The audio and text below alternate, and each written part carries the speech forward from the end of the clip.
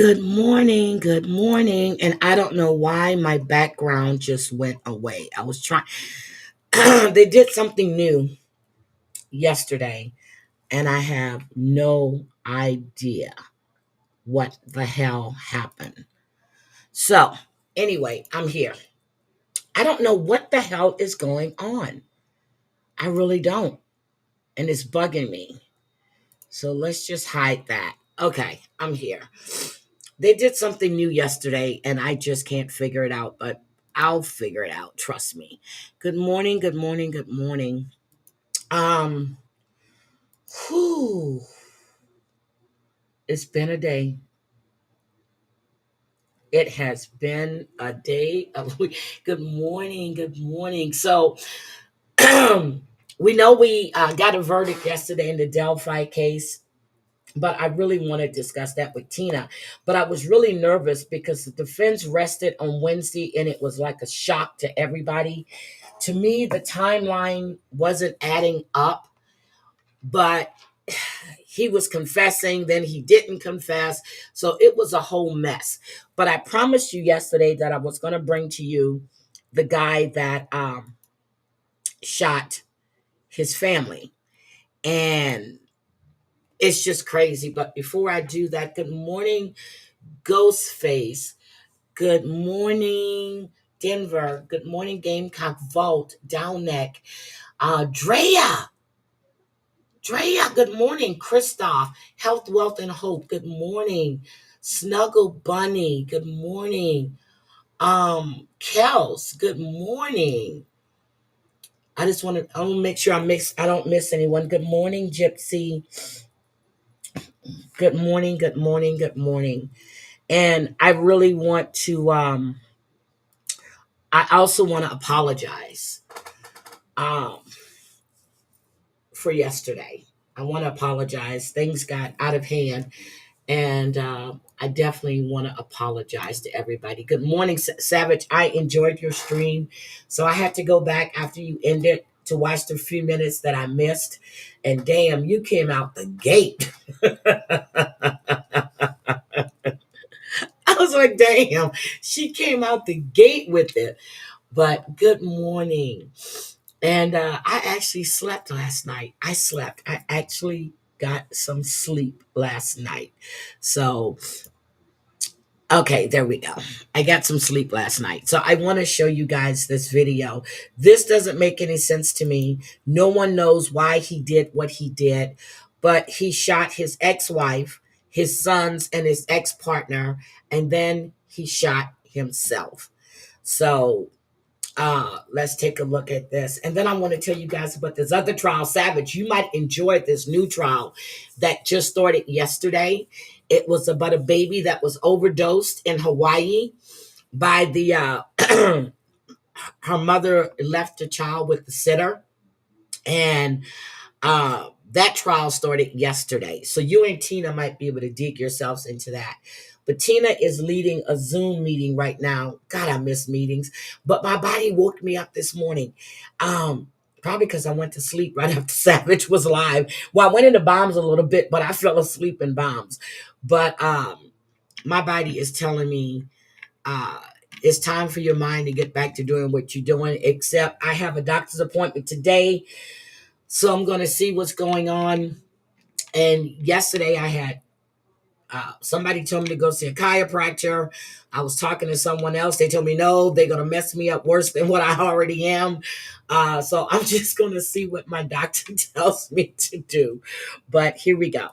At 2:08 p.m. Thursday, November 7th, Duluth Police Department was contacted by the City of Superior to do a welfare check on one of their employees. Responding officers went to the home in the 6,000 block of Tacony Street and found two victims who were deceased from apparent gunshot wounds. 47-year-old Duluth resident Arab Abramson and her 15-year-old son, Duluth resident Jacob Nephew.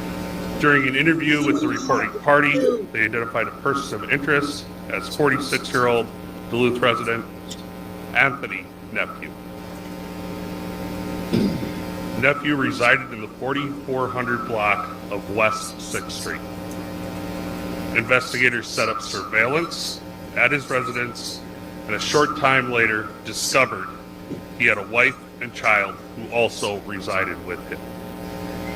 Due to that knowledge, exigency was established to make entry into the home for a welfare check. We made entry with the drone.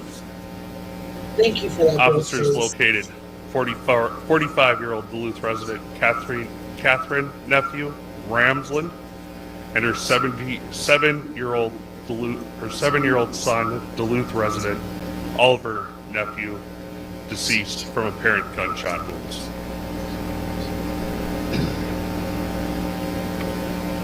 Officers also located the suspect Anthony nephew, who was deceased with what appeared to be a self-inflicted gunshot wound.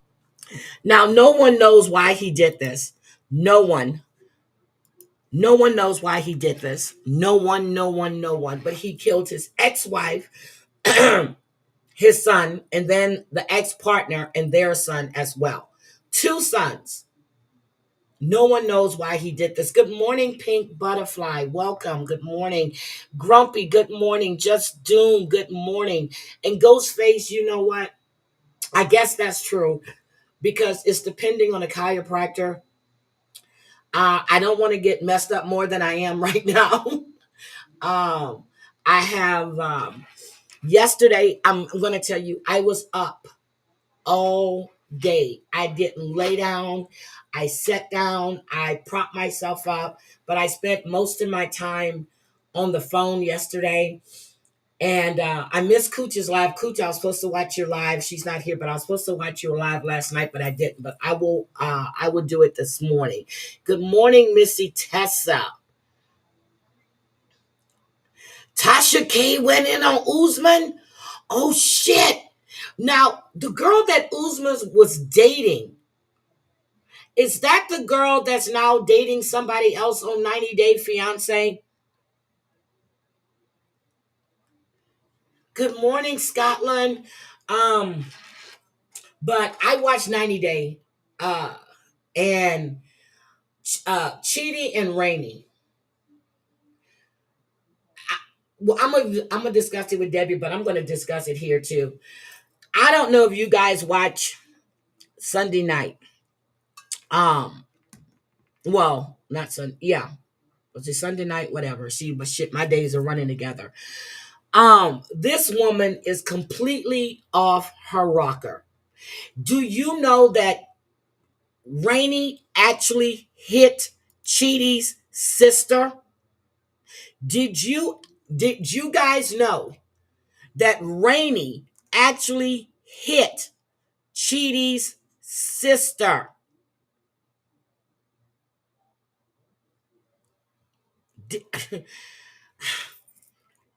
She's not telling everybody the full story. So I don't know if you follow 90 Days Uncensored, but Alley Cat was on there. And, she hasn't been feeling well. She's suffering, she put it out there once before, but she has not been feeling well at all. But Rainey actually hit Chidi's sister.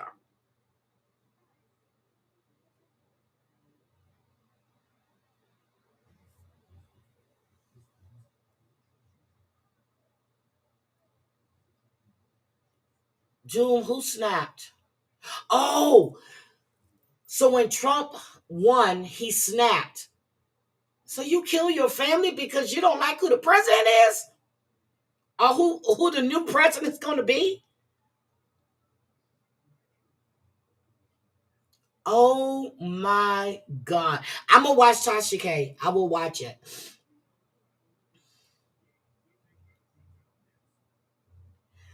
So she's not telling the full story.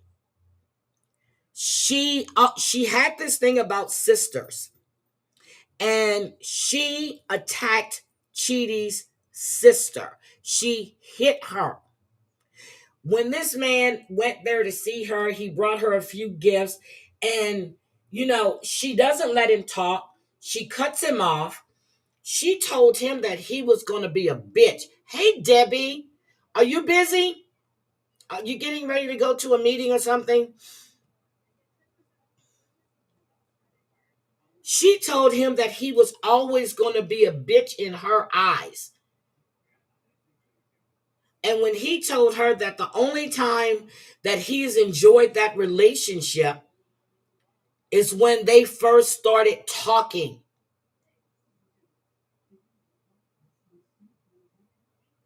This bitch is crazy. Now, I saw uh, previews for The Other Way, and I did see Corona is there. So why was she saying that she wasn't going to be at the tell-all? But Corona is there. This woman is nuts. And for her to say the shit she did, and I was reading the Reddit thread, and so I didn't lose it. I actually emailed it to myself. This one woman said, this is Angela is as abusive white trash weirdo, but she does have some level of awareness. I don't think she lives in reality.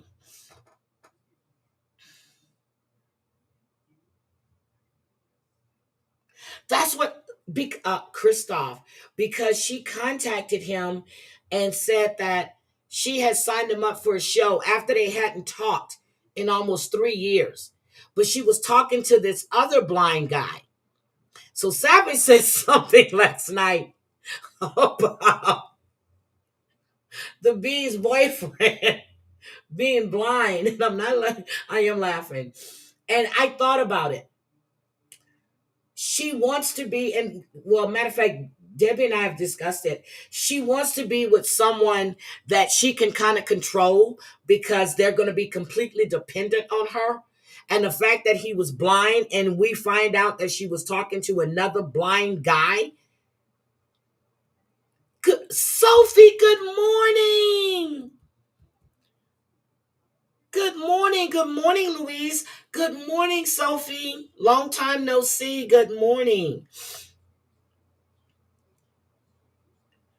This is crazy. So I want to know, she hit Chidi's sister. Okay. Angela attacked Avery's mother. Angela has spit in people's face. Angela has attacked Michael. If TLC really wanted the shit show, I guess they're learning from the Dirty Bird, they would have her there as well. But they said she is what? A liability. Hi, Daddy's disappointment.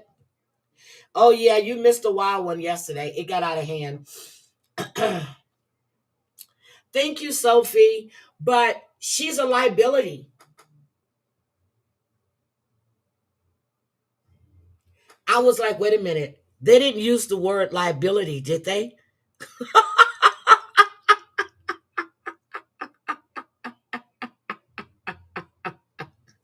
I'm going to tell you, that is one reunion I wanted to see because she was going to sing him a song and probably kill herself and him on stage. No offense, but that's how crazy she is. But then he wouldn't have been there. Hopefully, hopefully, because she's crazy. Yep, spitting is considered an assault. She is a liability. Now, they cut that scene where she actually hit his sister. The only thing she doesn't do like Angela is smoke 25 cigarettes in 15 minutes. Well, she kind of got up in Chidi's face, but when Chidi stood up and talking about, you look good, I said, wait a minute, Chidi. Can you see? Chidi had the nerve to tell her she looked good.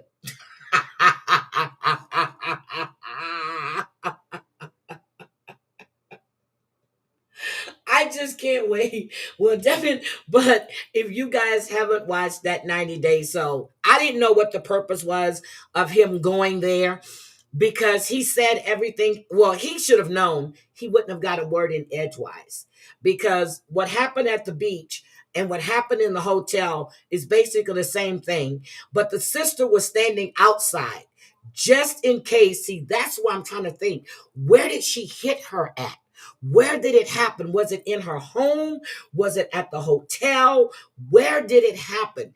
Because the sister was standing outside just in case things got out of hand and Renee got loud. But we saw Renee was doing all of this stuff. So I'm trying to figure out where did the hit happen? Yes, she's another liability. Good morning, Maria. Hi, Deborah Bass. Good morning. She's another liability. They uninvited her. She's saying they uninvited her and Chidi and they were fired.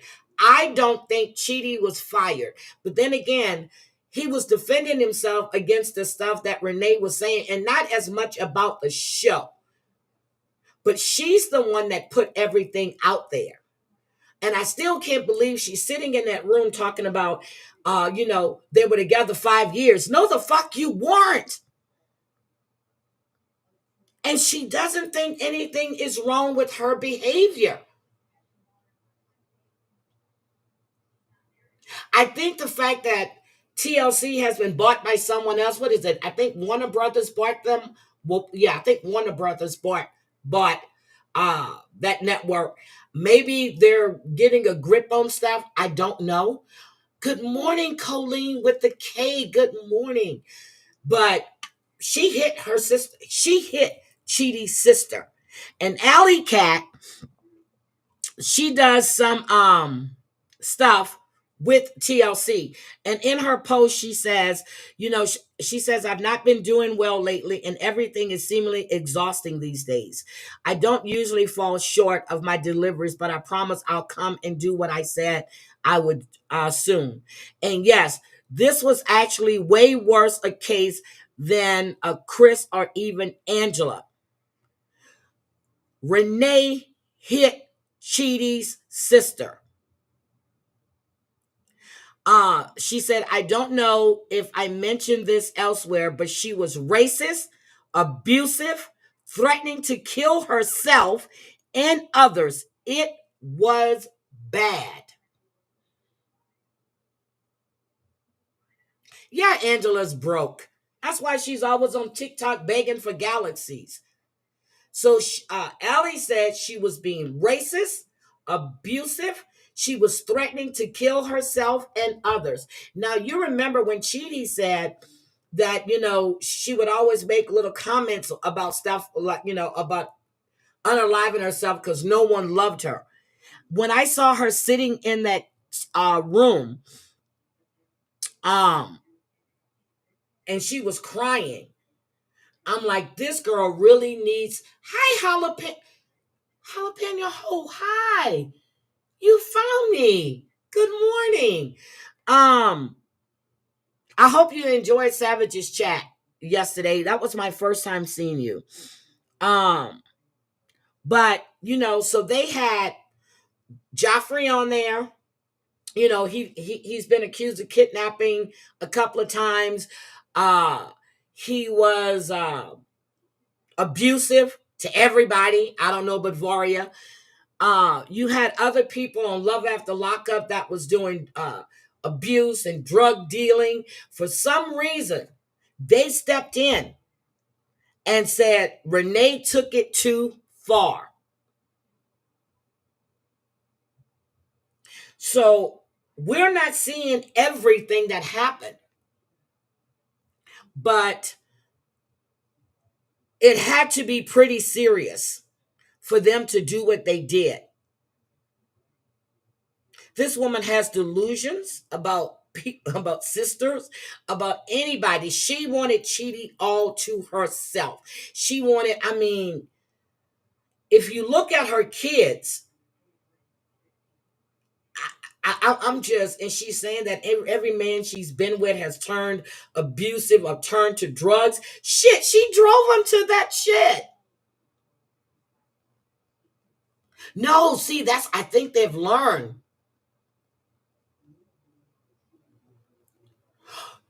You heard that too. They called in professional help. Pat my rock, good morning. They called in professional help. But she was going to sing. What Mariah Carey song was it she was going to sing? I can't remember the name of it. That woman is not in her right frame of mind. She really isn't. And we've been talking about this for the last few weeks. Her behavior increasingly gets worse. She doesn't let him talk. She cuts him off and she points her finger like he can actually see her. But then again, he told her, she looks good. There is something seriously wrong with her. And I fear even her mother's friend, and her aunt said that she lives in a delusional world. All you want for Christmas is you. You are spicy. And I was reading some of the thread. They said when she first came on the scene that there was an uncomfortable vibe about her. It was just, I don't know why, but we all knew that she was going to be a shit show. Probably because they kept showing us all the previews about her. She was a pure shit show. And we've said it before. She likes the idea of talking to a blind man because she's very insecure with herself. She doesn't have to do anything with her appearance if she's with a blind man. And that's what she told Chidi. She goes, I like the fact that you're blind because I don't have to do too much to myself. I'm like, wait a minute, what?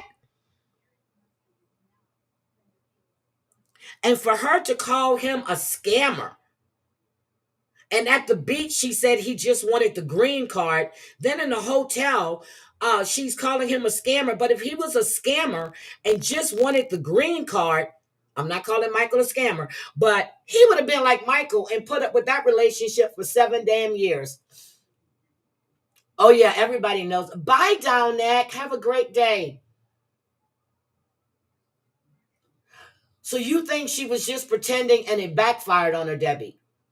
Debbie says there's nothing wrong with Chicken Head. She was trying to be Angela 2.0 and follow her own script of abusive behavior, thinking she would get multiple seasons on the show. Ooh, that makes sense. But not for her mother and them to say that she was delusional.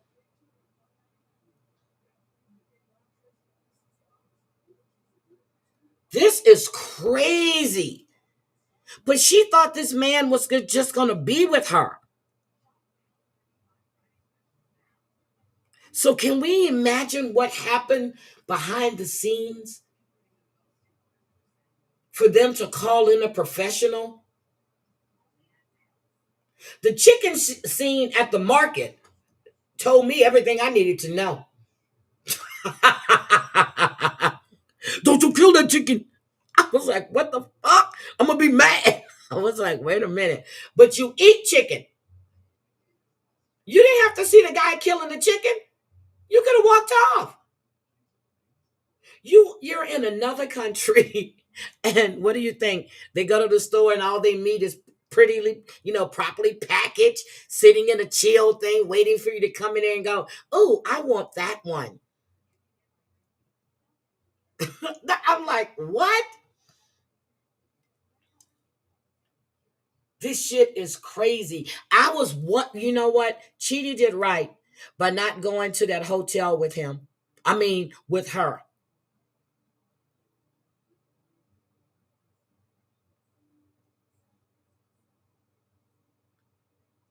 So what I was reading is that she went through a full psychosis while they were filming this show. She had a mental break. I'm trying to figure out, when did it start? when Chidi didn't want to go to the hotel with her? Did it start when she saw them going to wring the chicken's neck? When did the psychosis start? You gotta go. Oh my God. Jalapeno, I said in Savage's chat, I said, shit. I said, we got the invasion of the peppers now, just like we did with the Beatles. Have a great day. Bye, jalapeno. You'll stay spicy. No, Christoph. They said Angela, oh no, not Angela, Renee was 3 times worse than Angela. So can you imagine what they didn't show us for them to call in a professional? The market scene said it all for me that she was making it up. She was defending the chicken but wasn't prepared for someone asking her if she eats chicken. That's true. I can see that too, Debbie. I can see that true because when Cheetah's sister says, "Do you eat chicken?" She goes, "Yeah, but I don't have to say." But if you are that fanatic about chickens and you love chickens with your chickens with most of their feathers missing, I must say that E11's chicken looked 4 times healthier than your chickens. And I was watching E11. She said they put the diaper thing on them so that the roosters don't be pecking at the feathers and they go bald. I guess she didn't get that memo because she didn't do that to her chickens. But if you're that much in love with chickens, but you eat them, that makes no sense to me. So you get your chickens just for the eggs? Girl, okay. Now, I don't know if you remember, you used to be able to go to the restaurant. The lobsters would be in the tank, and you can tell them what lobster you want. So they still have a lot of those stores like that in Texas and Louisiana, too. Hi, Aesops. Good morning. Girl, I'm going to watch Tasha K because you know I can't play Tasha K. Tasha K will strike your ass. Yeah, PMR, I don't understand why you can't go live on that account, but I tried to call you back too. But some stores, especially in Chinatown, in Texas, and just about every seafood store in Louisiana, we get live crabs, we get live lobsters and everything else. Y'all saw I boiled my crab because he poked my finger. And I mean, he made my finger bleed. So I had to teach him a lesson. Okay. I had to put him in the water. Put him in the water. And it's a squealing thing. Oh, not in your state. Yep, we can go to the restaurant, big old lobster tank. You tell them what lobster you want. They pull it out the water and they take it to the back. It's a chicken saddle. Oh, it's a chicken saddle. That's what it's called. Okay, a chicken saddle. Okay. Go ahead to your meeting. I miss meetings. Oh, and then you're on PTO the rest of the day. Okay. I'm on PTO for the rest until I'm allowed to go back. So shit. Ow. So anyway, I had to discuss that. I really did, and I said I was waiting. But when Debbie gets home, we're gonna do the recap and everything too. But Renee is scary. I hope they have some help for her now that she's back in New Mexico. I hope somebody contacted her local authorities to make sure she check on her and those kids. Oh, you were like 6. You are. Jag's son is on Tasha K again? That's a good looking young man. That is a good looking young man. But I just really, really had to tell you guys about that. Daddy, next time you come, I'll take you to where we can pick a lobster from the tank. Well, shit, I'm coming. I guess this is a good time to go to Arizona because it's not as hot. Y'all shit get hot out there. I come to Arizona, I would have to see you, Andrea. That means I have to be driving across states and shit. I mean, not states. I'll be up and driving distances because y'all don't live that close to each other. My state, women have access to health care, but we can't get live. Well, what do you want? Health care or live lobsters? Daddy, go to Louisiana. You can get all the lives. Go to Maine. You can still do it in Maine. You can do it in Maryland. You can do it in Maryland. You get live lobsters. As a matter of fact, I was looking at flying in. I was going to see it, but no. I said I'll just wait till I go. Uh, because I don't know. I don't know if I get too many. I'm not going to eat all those lobsters. So every once in a while, I like to do lobster and asparagus and potatoes and stuff like that. But when I was on the East Coast in Louisiana, I would eat a lot of lobster. I love lobster. Love lobster. He's handsome and crazy as fuck. It's cold there now. Okay, good. So your state, women go to daddy state for medical care. God damn. Well, y'all know that a lot of those abortion laws and stuff was overturned. Trust me, I definitely be okay. If I'm gonna go anywhere else besides this next trip, I actually have to go to Michigan. First of all, they have casinos and savages there, but I really, really need to go to Michigan, or I got to get Savage to take a girls trip with us. Um, yeah, she and Cat, because it wouldn't be a party without Cat. And let me see what else is there. Okay, so I also wanted to point out. Let's see what else was there. What else was there? It was Sebastian Rogers. So they did a rally for Sebastian, and the other day. Now, come to find out, Bullhorn Betty had been lying her ass off, but I don't know why we shocked. You want to come to the garage for fuck's sakes? Okay, Savage, I am going to come see you. Oh, okay. So it'll take a year for you guys. Okay. That's what I was wondering. How long is it going to take? Because once it was voted, once it was passed, once it was overturned, once they rewrote some shit, I was trying, and I was supposed to be looking it up to see, and I just never got to it. Thank you, well, of course. If I'm going, Flower Power coming too.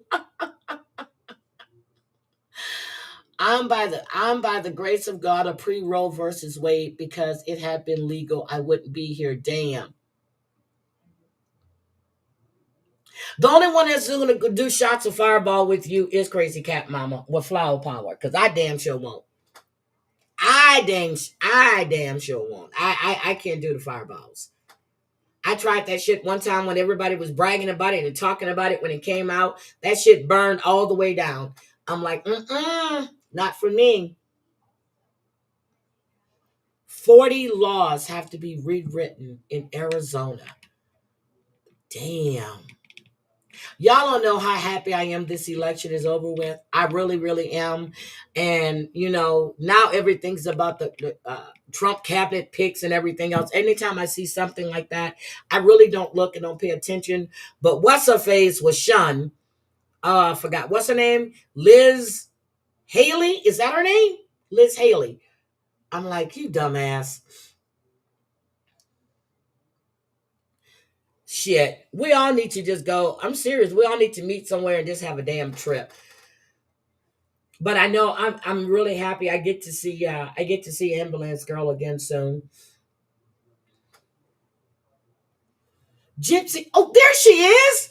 Girl, I just mentioned your name and there you are. Hi, Ambulance Girl.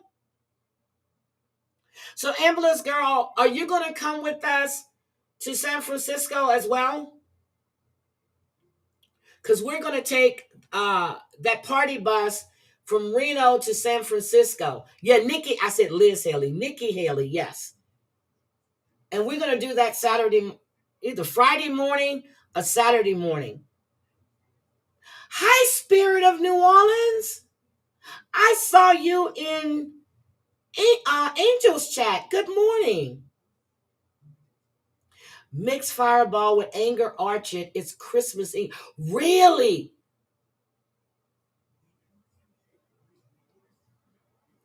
Really? Now, you know what? I'm going to have to get a little small thing, a Fireball, when I go out. Because in the grocery stores here, they sell liquor. So I'm going to the doctor's today, and I was trying to think. Crazy Cat Mama, we already know you're going. I think we said we get in Thursday. We need to decide on what day we're going for dinner. So if we go to dinner Friday, then we'll take the bus Saturday morning. But we're going to take the party bus, which is like an hour and a half, 2 hours to Frisco, hang out in Frisco for the day, and then go back to Reno. Crazy Cat Mama, you already know about this. So you already know we're going to Frisco. Okay, so we need to decide on what day is dinner, what day we want to do dinner. And that's going to decide on when we go to Reno. I would prefer a Saturday morning. I would prefer to go early Saturday morning. Because I want to go to Chinatown. I want to go to where they make all of my fortune cookies at so I can get them fresh. It's this little bitty place in San Francisco that makes these fortune cookies. And it's like maybe two or three people in there working, but they have this down to a science. I filmed it one time when I was there and I never put it up. I don't think I was on YouTube at that time, but I'm gonna have to find it. And that's the Fortune Cookie Company. It's the, oh my God, the Great Fortune Cookie Company starts with a G. That's the Fortune Cookie Company that all that you see in all of these restaurants.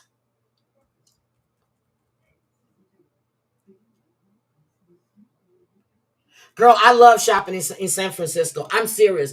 I bought a silk kimono and it's still in my closet. I wore it a couple of times with like some jeans when I went out. That shit was rocking, but I bought that kimono in San Francisco.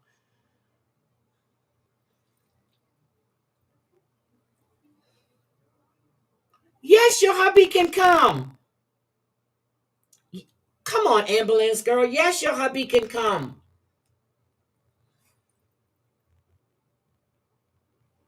Yes, you don't even have to ask that. Yes. Shit, it's going to be a group of what? It's going to be 12 of us? You need some good knockoff bags for your pebbles. And then I went to the leather store. I forgot. It's something but the American leather. But my God, I went in there and just smelling. I bought, that's where I got that leather jacket from. And that shit. Yeah. So I got to make sure my pockets align right. But yeah, I love San Francisco. Love it, love it, love it. But we will be going to San Francisco.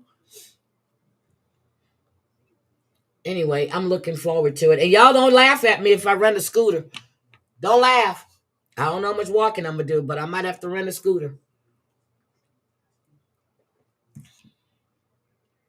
I'm sorry, Mr. Jimenez. I did not run that by you. I will send you an official itinerary so you can put your initials there and sign off and sign off on it.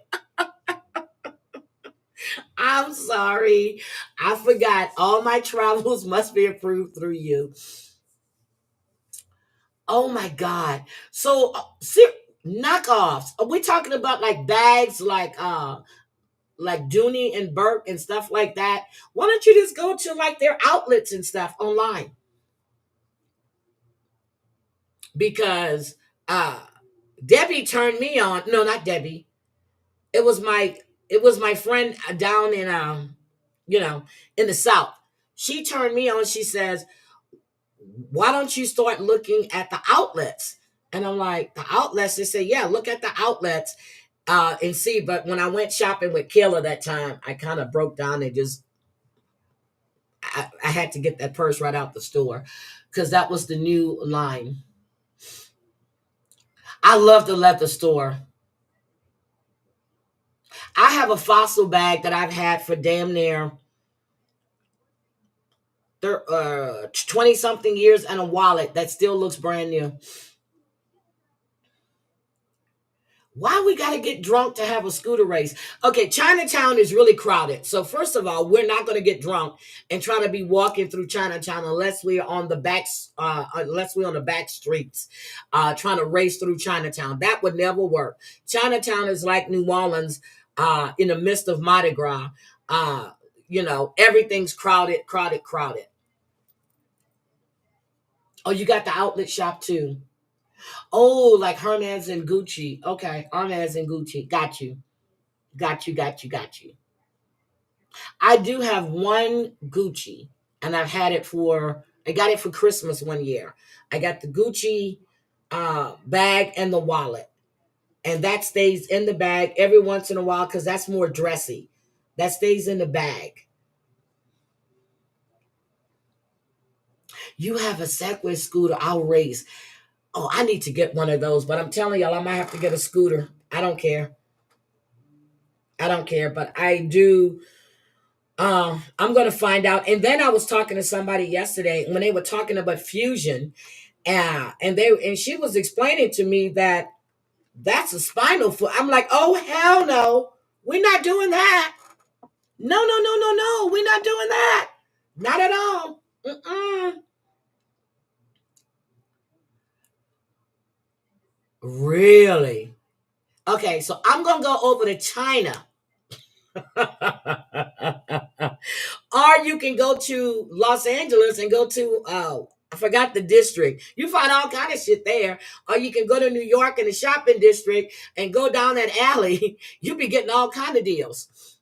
You get all kinds of deals because they steal them right out the damn store and go out the back door and sell them.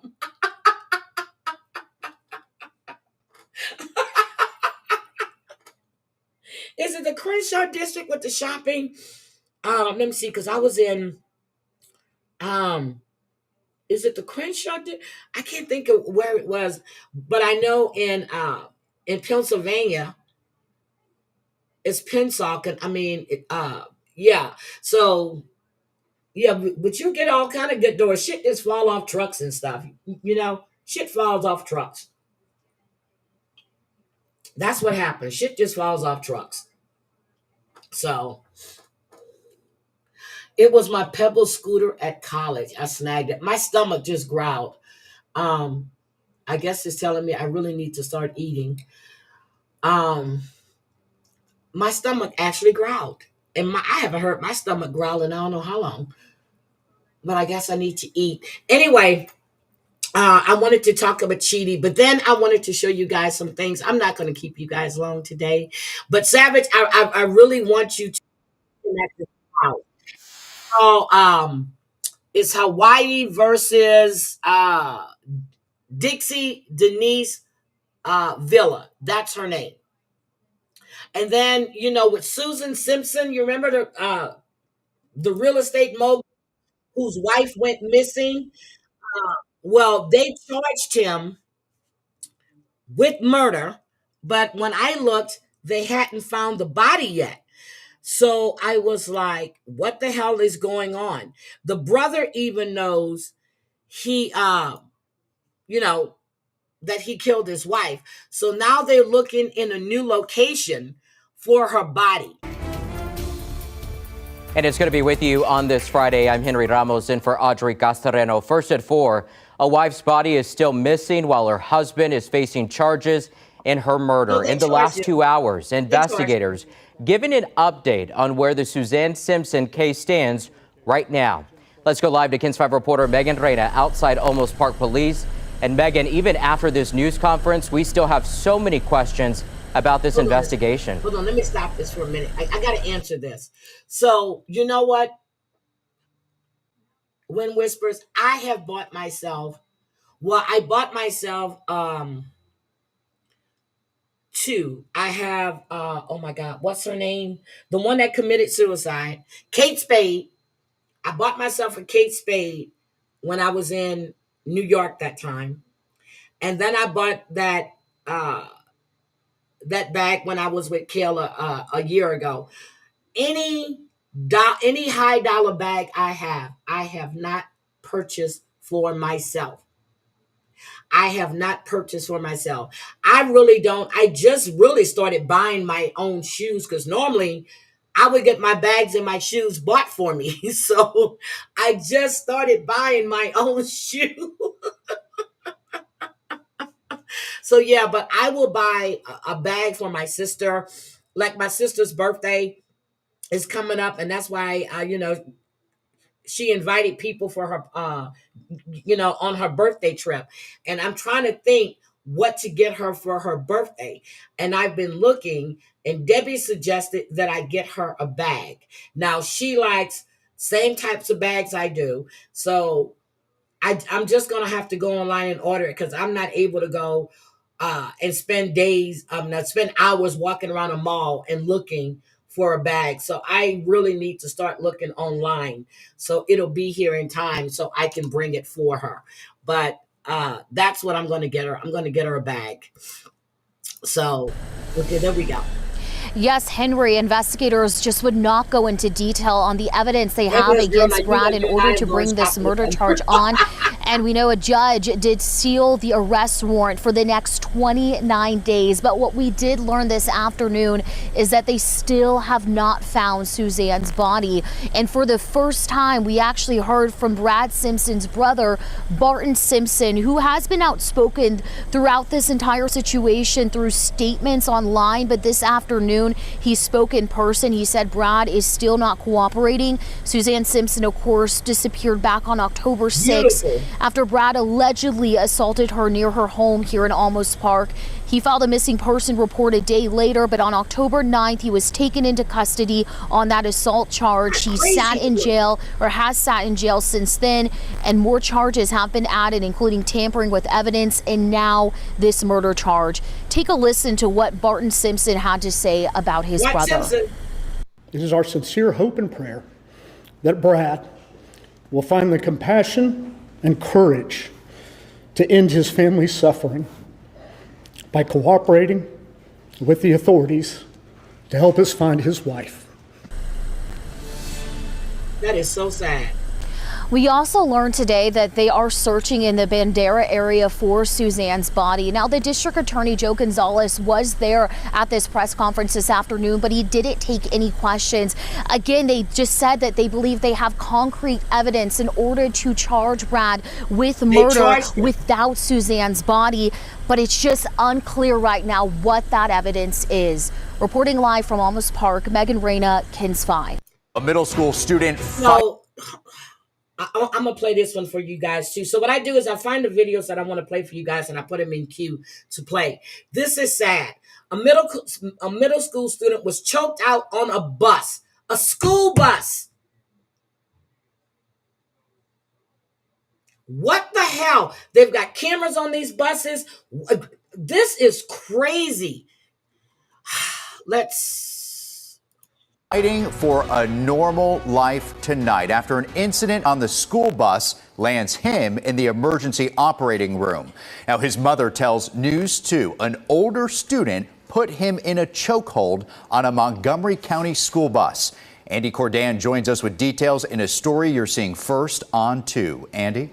Hey there, Mark. You know, there are a couple things happening here simultaneously. On one hand, you have a 12-year-old boy. He's fighting to recover, to talk again, to walk again, to lead a normal life again. And on the other hand, multiple agencies are now investigating what happened and specifically why two adults on that bus allegedly watched a child being choked and took no action.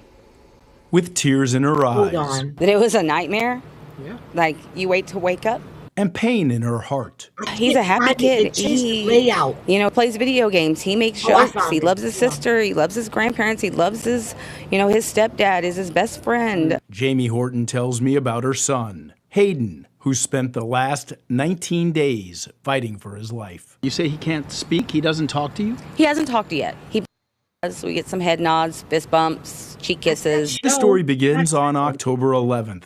According to Jamie Horton, her 12-year-old Kenwood Middle School son is on a Montgomery County school bus that's picking up high school students for the ride home. That's when Jamie Horton says a 16-year-old high school student, for some reason, puts young Hayden in a chokehold. It went on for a while. They had him in a headlock. He didn't fight back. According to Jamie Horton, the school bus driver and a school bus aide both witnessed the chokehold. There were adults present, and they didn't do anything. According to Mrs. Horton, the bus incident is captured on video. Horton tells me she's not seen that video, but investigators who have watched it tell her. One of the adults on the bus says, "Tap out, man." A wrestling phrase meaning submission to your opponent. How do you feel about that, knowing there's two adults standing there watching your son get choked in a bus?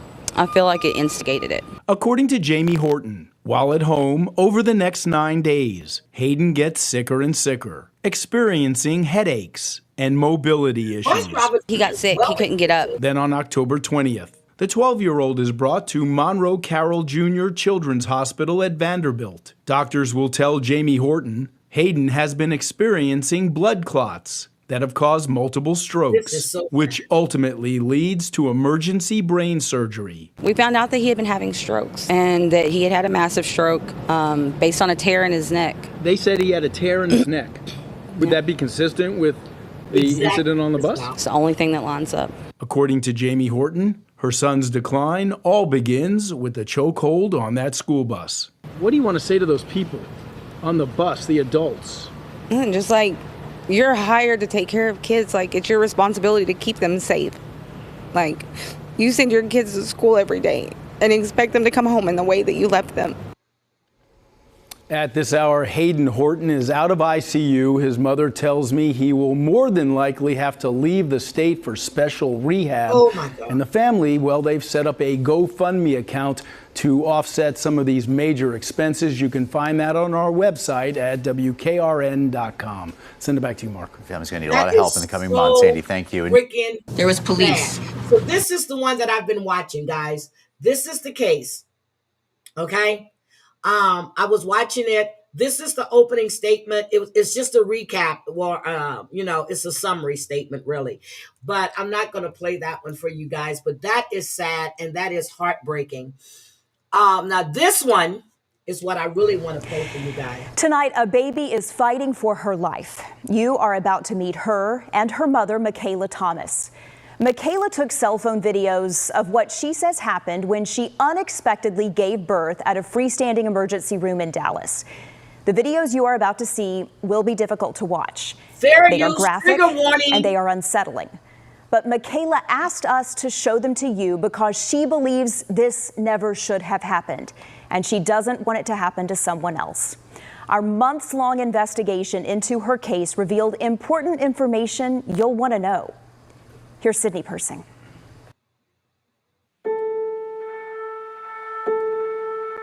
For years, Michaela Thomas prayed hard, over and over and over again for a baby. I struggled with fertility for a while. So in February, when her most precious prayer was finally answered, I was so surprised and I was very, very, very, very happy, very grateful. I was like, oh my gosh, I'm finally pregnant. We've been together for 11 years. Overjoyed, Michaela started documenting milestones on her journey to motherhood. But what would later happen was worse than anything she and her husband Joe could have prepared for. This was not supposed to happen. Their story starts in June when Michaela went to Texas Presbyterian Hospital 3 separate times over 2 weeks in deep abdominal pain, according to her medical records. During her 3rd visit on June 25th, Michaela said she was diagnosed with a kidney infection caused by a possibly untreated UTI. They discharged me and they said, just take the new antibiotics and you'll be fine. 2 days after she was discharged from Presbyterian, Michaela woke up again in that excruciating pain. This pain is unbearable. This time, though, she did not go back to Presbyterian. Because I had been there 3 times. At 26 weeks pregnant, Michaela instead went here. On June 29th, to a freestanding ER called Preston Hollow Emergency Room. So I thought, I'm gonna go to the emergency room and hope they can do something about this pain and check on this kidney infection. Never at that moment did I think I was going through labor. Michaela's paperwork from Preston Hollow confirms she arrived in abdominal pain and with vaginal bleeding. Michaela said she was in the room alone as she waited for a doctor. Documents indicate a physician was notified. Very scary, very scary. Michaela said she then suddenly felt the urge to push. According to Nationwide Children's Hospital, kidney infections can cause preterm labor. I was just like, oh my God, did I push out my baby? Michaela said she pushed out her baby by herself and that her baby rolled off the bed onto the floor. She filmed what happened next, and I need to warn you, it is disturbing. It is disturbing, guys. I'm gonna have to pick up your child, okay? That is Michaela's baby, scooped off the ground by the providers who she says have now re-entered the room. How many weeks do you think you are? Michaela's baby was born in call. Yeah.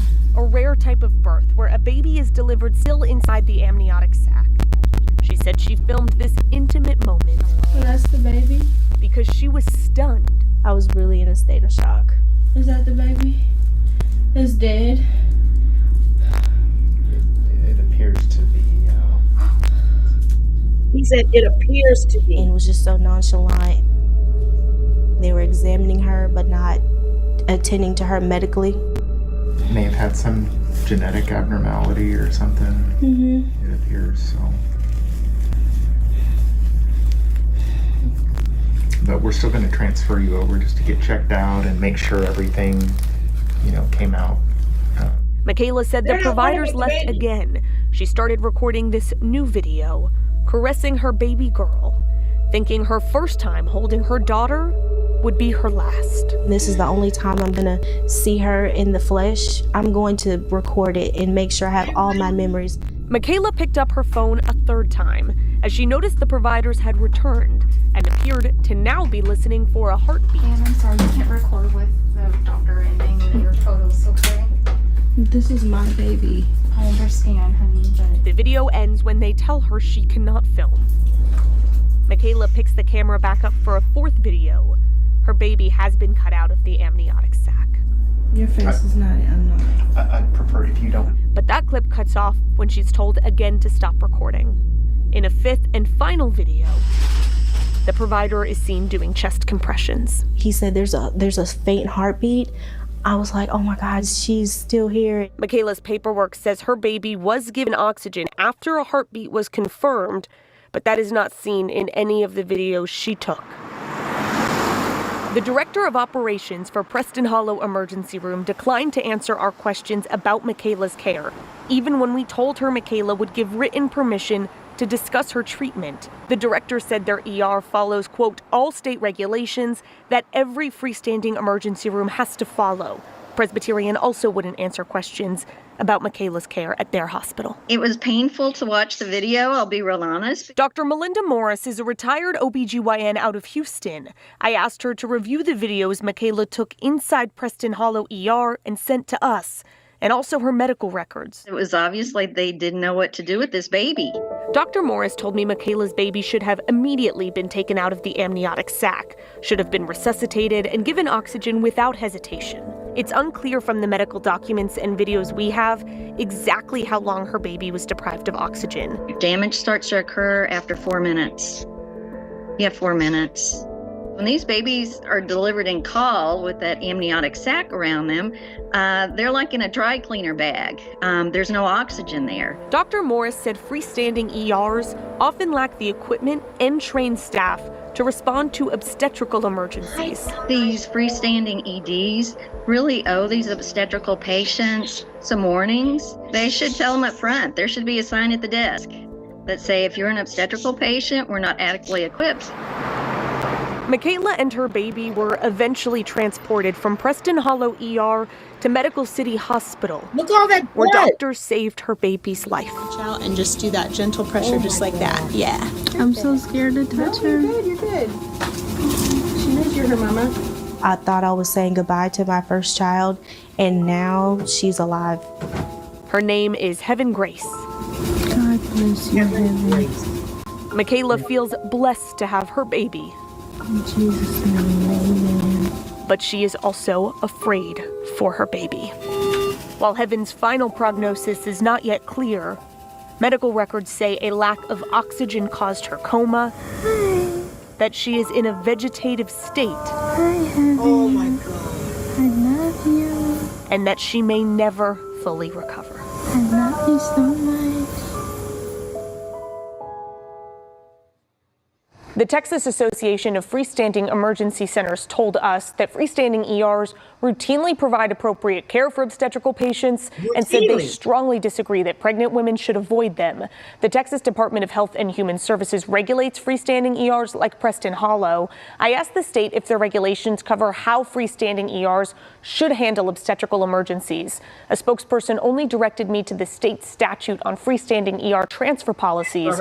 It says the facility must provide medical treatment within its capacity that minimizes risk to the individual's health, and in the case of a woman in labor, the health of the unborn child. She didn't know she was Reporting here in Dallas, I'm Sydney Person. So this story really had me like in shock.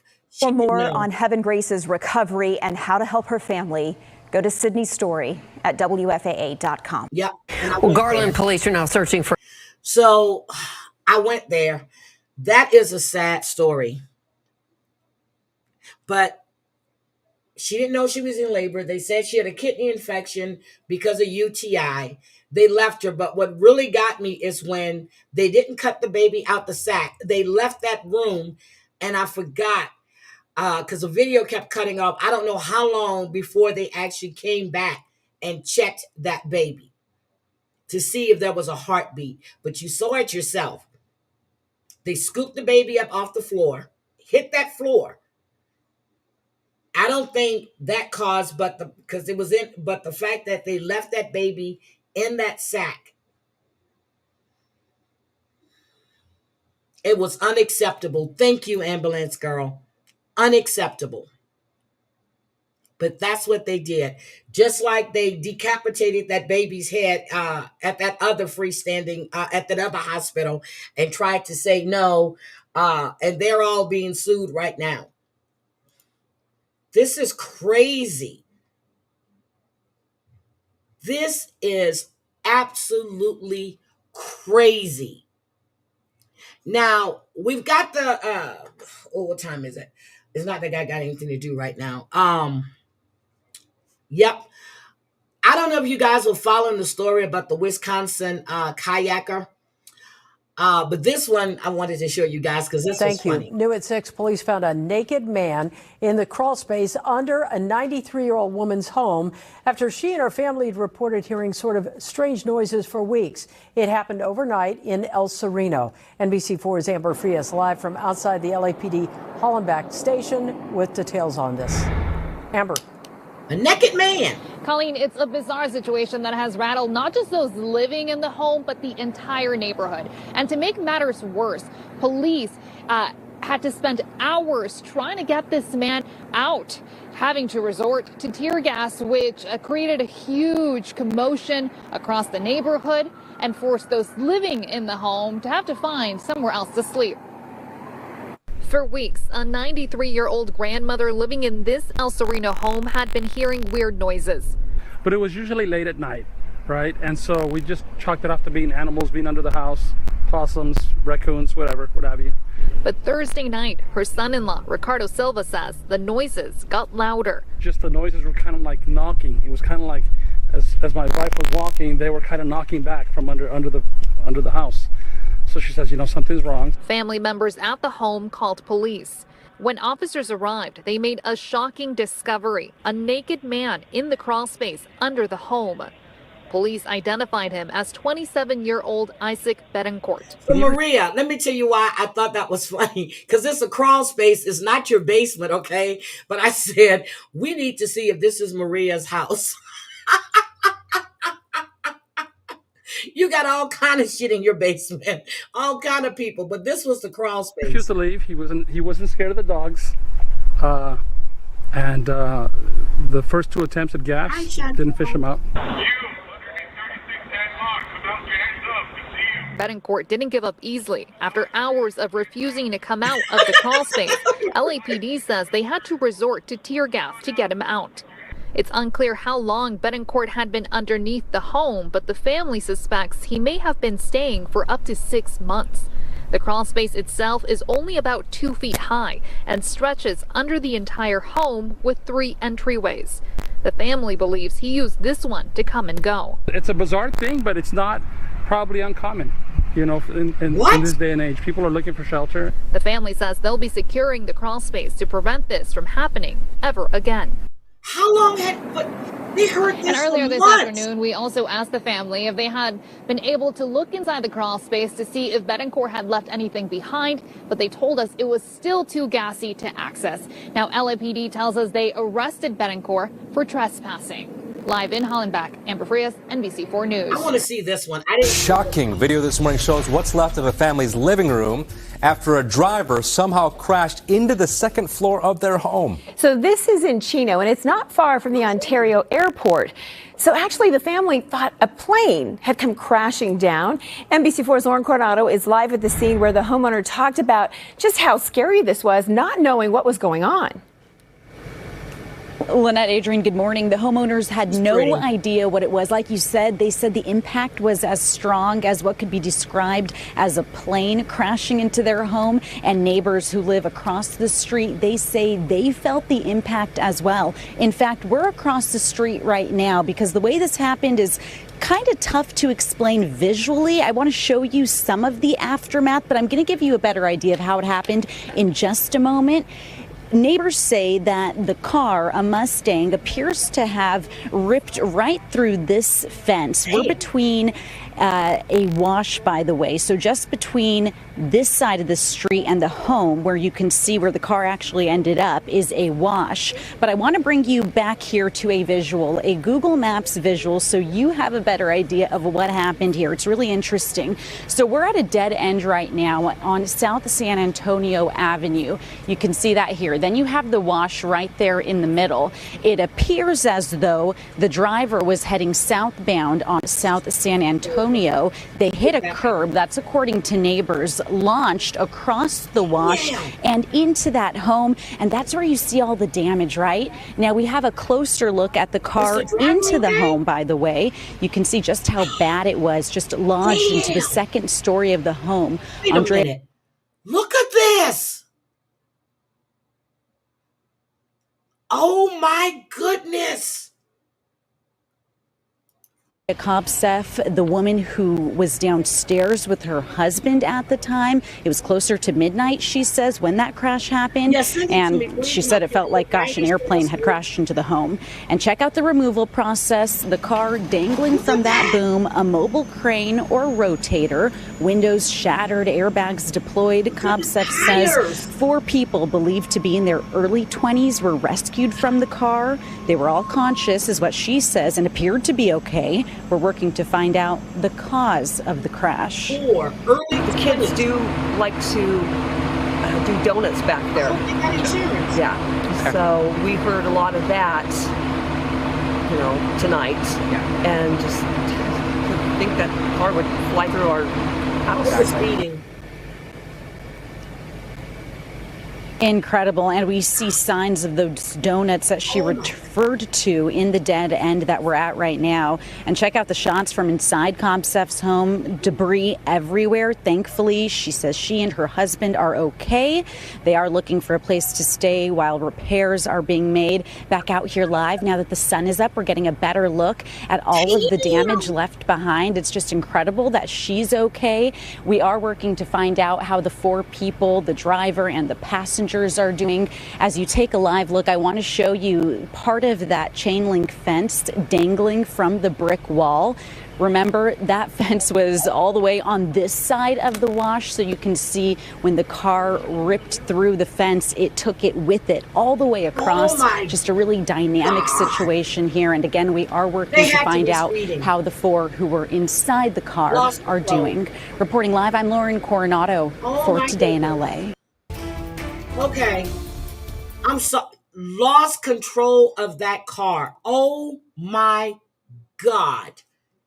Shit. Ooh. Oh my God. It's amazing those kids survived. It's amazing they survived that. Early 20s. Early 20s. Damn. Raleigh, you missed yesterday was Veterans Day, so thank you. Thank you, thank you, thank you for all the hard work you do for the government. And then, hold on, I got Micah Miller's family's attorney, and I want to share that with you guys as well, because the family attorney had some stuff to say yesterday. And let me just share that with you guys, because trust me, I haven't forgotten about Micah Miller at all. Um, Let me share this real quick. I haven't forgotten. And that'll be John Paul Miller's mugshot, guys. That's his mugshot when he went for assault. They were either high, the car was high, everything. So here we go. 11 Solid Rock Church pastor John Paul Miller is out on bond tonight after he was arrested on a third-degree assault charge. Myrtle Beach police arrested Miller last night after a confrontation with a Justice for Micah protester outside the Market Common Church. Now, this comes nearly a week after Miller's home was searched by the FBI and 2 days after people were seen removing furniture from Solid Rock Church. Thank you for joining us at 11. I'm Edward Moody. Trish is off tonight. News 13's Adriana Lawrence tells us what Miller's lawyers had to say and how some believe this could impact Miller if he's ever faces federal criminal charges. Stalking and harassment have been two words said many times now related to John Paul Miller, Solid Rock, and his late wife, Micah. Remember, he stalked her, he harassed her, the cop even spoke to him. They found the GPS tracker on her car that he placed there. So, and he harassed her. He posted nude pictures of her on Facebook. They took him down. Yes, this is a behavior of a pastor. By suicide in April. Protesters have been outside Solid Rock for months, chanting justice for Micah, including Wednesday right before the confrontation. They've driven the church to death, and they're trying to drive him to death.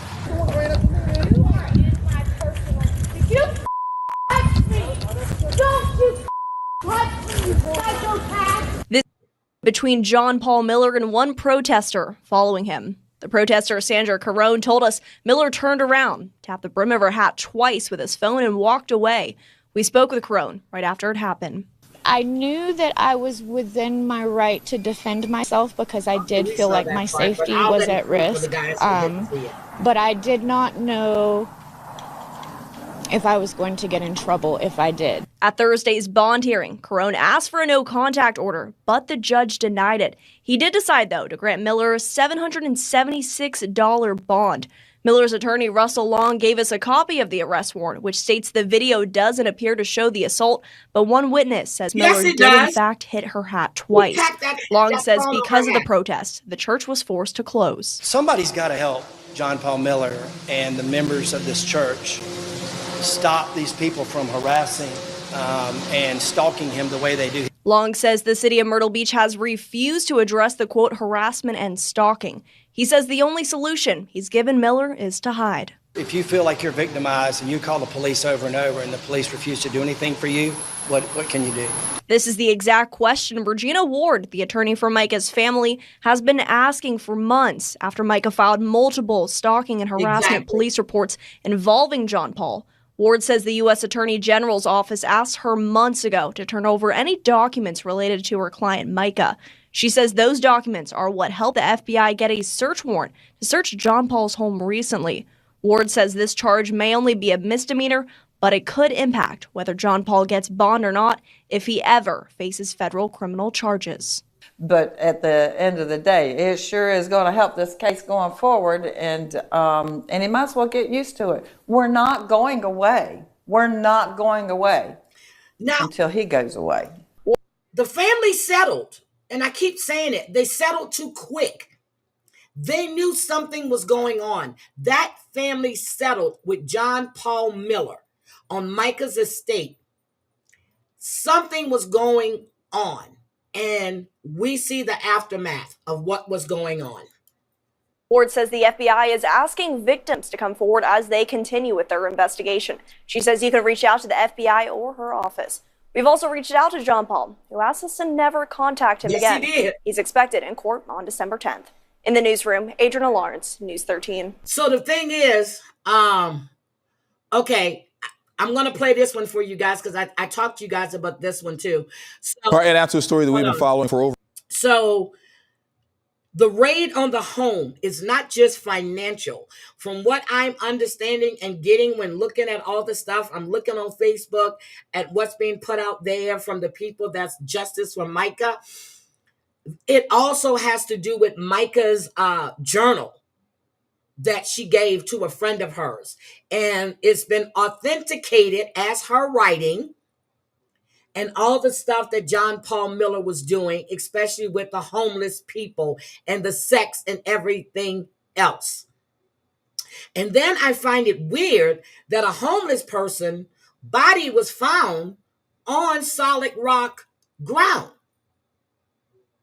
Female. And she was buried within 3 to 4 days. Now, she's homeless. Who did the money for the funeral? Probably Solid Rock Church.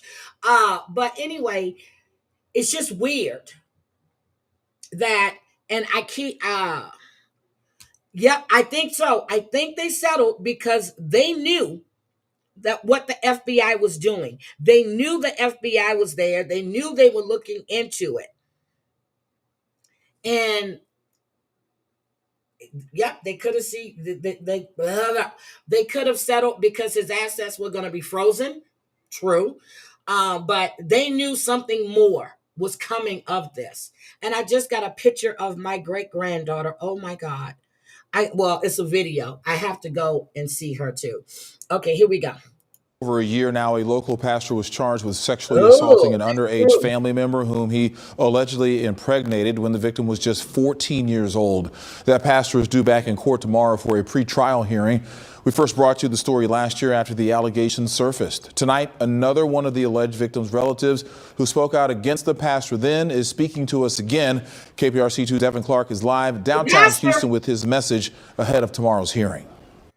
Well, he's been back and forth to court over the last year. In October last year, we told you about Pastor. I discussed this case when I first heard about it. He was a pastor and a family friend. Somehow or another, he was picking up this young woman all the time. And no one thought anything was weird going on here. No one, because it's the pastor of the church. Pastor Robert L. Carter, who was charged with continued sexual abuse of a child and sexual assault of a child aged 14 to 17. Carter accused of doing this to a young family member. How could you show your face in a church where you profess to keep the word or speak the word of God? This family member, who we are not identifying as to protect the alleged victim's identity, says Carter abused the girl some 600 times, starting when she was just 7 years old. Then got her pregnant when she was 14. He says the girl gave birth in a closet. Then Carter took their baby and dropped him off at a fire station. I mean, it's horrific for one, but it's just been waiting on the judicial system to step in and do what they can do. This family member says Carter must plead guilty by tomorrow or go to trial, while the Harris County District Attorney's Office says they cannot comment on plea deals before they happen. We have confirmed Carter is due back in court tomorrow. They have a new judge, a no-nonsense judge, and I think that she's moving the case along as best she can. Shortly after being charged, Carter posted the $200,000 bond. The alleged victim's family member we've been speaking to says the baby she had, now 6 years old, was adopted by a loving family. That child is in the best place possible. As for the alleged victim herself, she was just tired. She was tired of being afraid. Her loved one adds she's been working with the prosecutor and working to heal from the trauma Carter caused. I've never met a woman stronger than that woman there. I've never met a woman who, knowing the facts, can get up every day and not go crazy. In addition to justice for his loved one, the man you heard from says he hopes this story motivates other potential victims of sexual abuse to come forward. We have a list of resources right now on our website, click2houston.com. And again, Carter due back in court right behind me tomorrow. Reporting outside of the Harris County Criminal Justice Center, Devin Clark, KPRC 2 News. Horrible. Okay, so anyway, but I covered that when it happened, and family friend always picking her up, always taking her to school or taking her out to eat. I'm like, wait a minute. This was not a family friend, but a family member. No one thought anything about this man always being with this young girl. Well, no, not true. Ambulance girl, you weren't here the other day when I played the video of this young girl who went to Sheriff Grady's office and was reporting that her stepfather was abusing her. And then the detective didn't believe her, sent her back to live with them. So then the young girl actually videotaped everything. She had to get her own evidence. They asked Sheriff Grady for a statement and he refused. This young girl had to get her own evidence to bring, and then another detective got on the case. So while he does while he does a great job, someone in the chat said they wouldn't be surprised if Sheriff Grady don't get arrested for some kind of criminal activity. I'm like, oh shit. But no, this young girl had to get her own evidence because they didn't believe her. And the parents were saying that, she ran away for no reason and they sent her right back there. Never did a rape kit on her. Nothing. So I was just like shocked when I found out that this was Sheriff Grady's office. I was like, damn. But I did have a body cam video I want to show you guys that was funny as shit, but I can't find it now. I don't know where I put it. Yes, he will. Oh, wait a minute.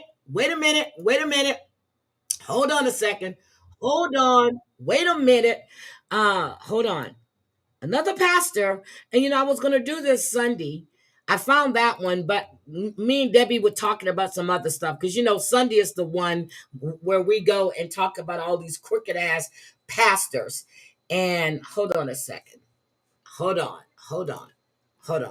Here we go. A Lynchburg pastor is facing a sex charge out of Amherst County. Authorities arrested Garrett Lee Harmon last week and charged him with rape. He's a pastor at the First Baptist Church of South Lynchburg. ABC 13's Rachel Branning got her hands on his arrest warrants and gives us a glimpse into accusations against him. According to arrest warrants, Garrett Harmon has been a pastor at First Baptist Church of South Lynchburg since late September.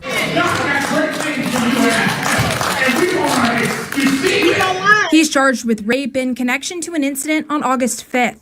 The warrants say a female victim was at the McDonald's on Memorial Avenue in Lynchburg when she says a man approached her and forced her into his car.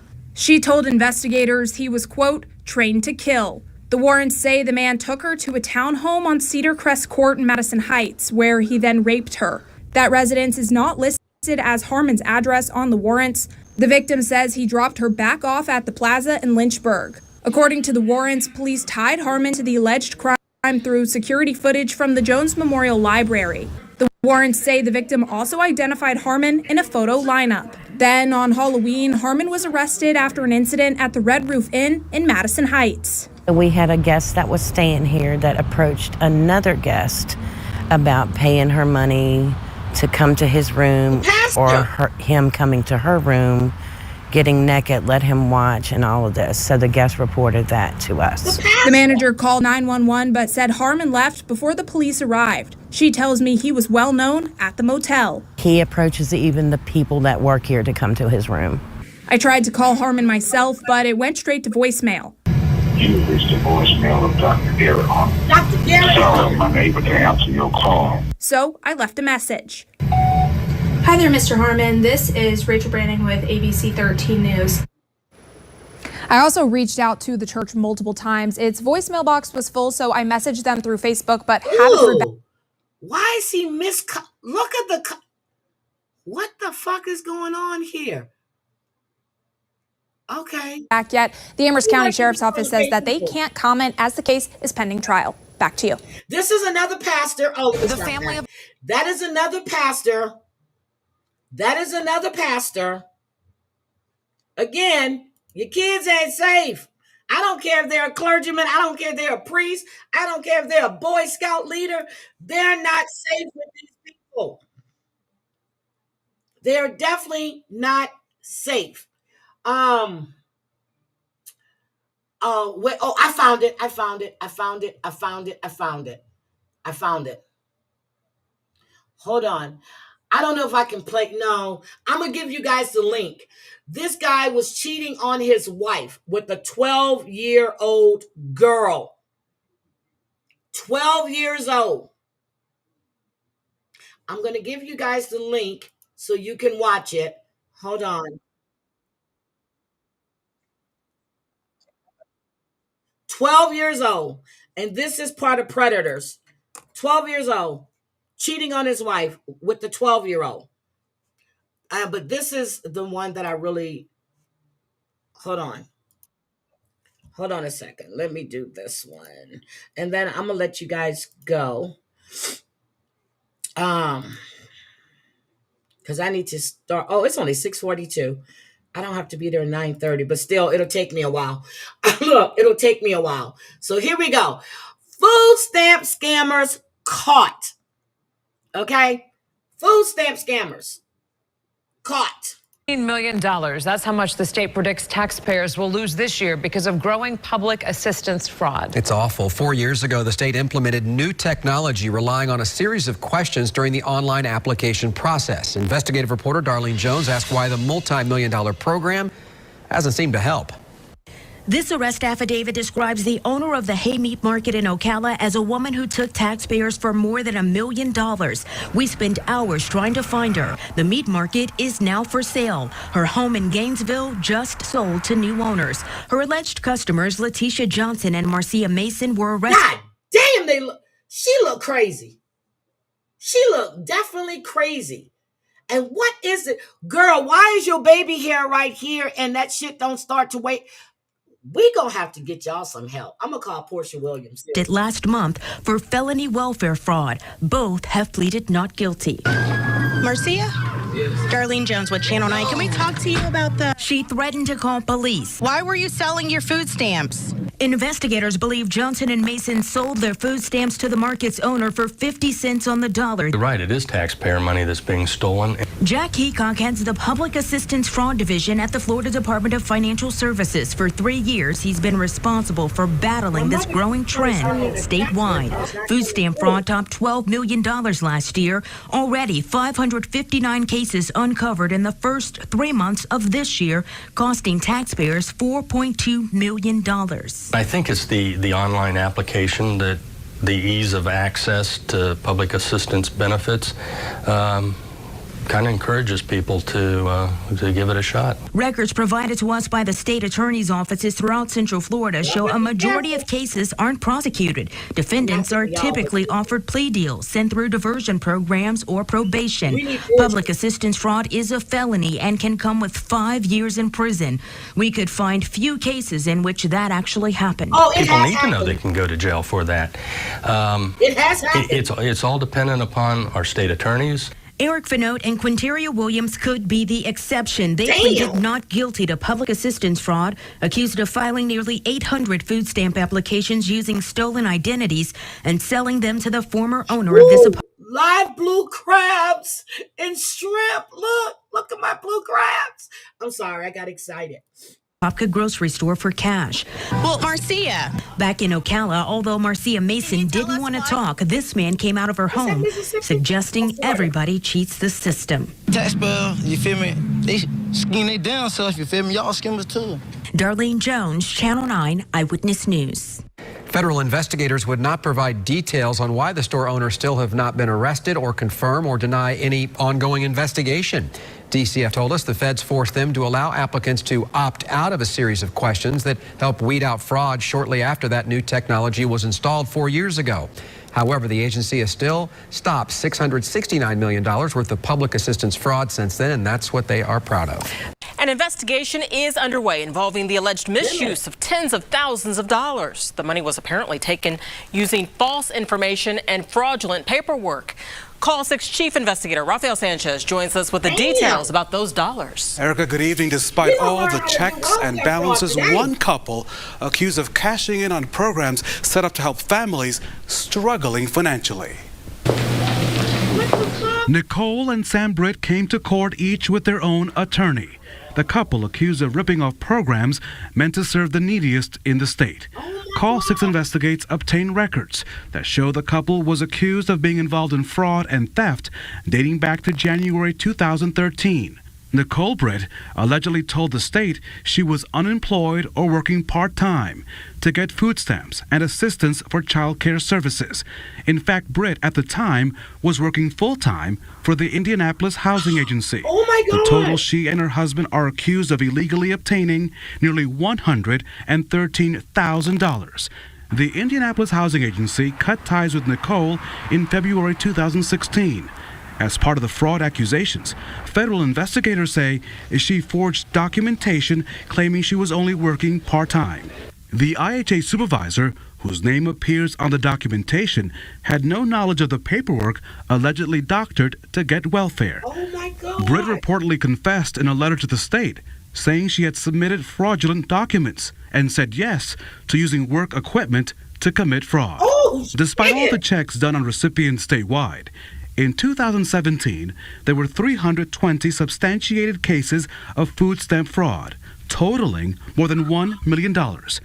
Also last year, there were 58 cases of fraud statewide involving the child care program, totaling more than $176,000. So that's the big picture. In this case, I requested an interview with the couple, now set to go on trial in June. Nicole Britt's lawyer said, in his own words, "We have no comments regarding the case at this time." The lawyer for Samuel Britt texted me saying, "Decline to comment." And you can take action on this. Any dollar that's misused does not make it to a family who needs it the most. You can report welfare fraud by calling 1-800-403-0864. Okay, I'm gonna stop it there. So I don't know if you guys follow Lori Jones on TikTok. Well, Mickey Mouse covers her and she puts up all these things. Lori is getting all of these cash apps, okay? She's on food stamps. And I guess it's called TANF, whatever it is. So Villain has gathered all of this stuff and she is submitting it to the agencies that she's getting all of this help from because she's not reporting that income. Last week, she got over $2,000. And now when she's asking her mods for money, if they don't give her money, she's unmodding them. So she's making all this money on Cash App. And you know, guys, Cash App now, they're going to start sending out these statements so they can track the money she has received. But she is reporting all of this because she's committing fraud. If you know someone that is committing fraud, you really should report it. If you know something, see something, say something. Oh, you love Villain too? Yes. So Villain is now reporting all of this stuff. She has scammed so many people on TikTok. So has Lisa Richard. That's why she's talking about she's going into rehab. Hasn't been there yet because there's an open case in Connecticut and Pennsylvania. Lisa's in Pennsylvania. Kim is in Connecticut. And they tried to scam this woman out of $5,000. If it wasn't for her niece or her granddaughter that saw it and stopped it, an open investigation is going on. So that's why Lisa is not doing the shit she was doing before. online scamming and crying and going behind the scenes, asking people for money. And anytime she asks them for money, people are sending the screenshots to Villain or Fraud of the Reaper. And they're putting all of this out. The same thing with Victoria No Tifa. Okay, Victoria No Secret, same thing. Same thing. These people are scammers.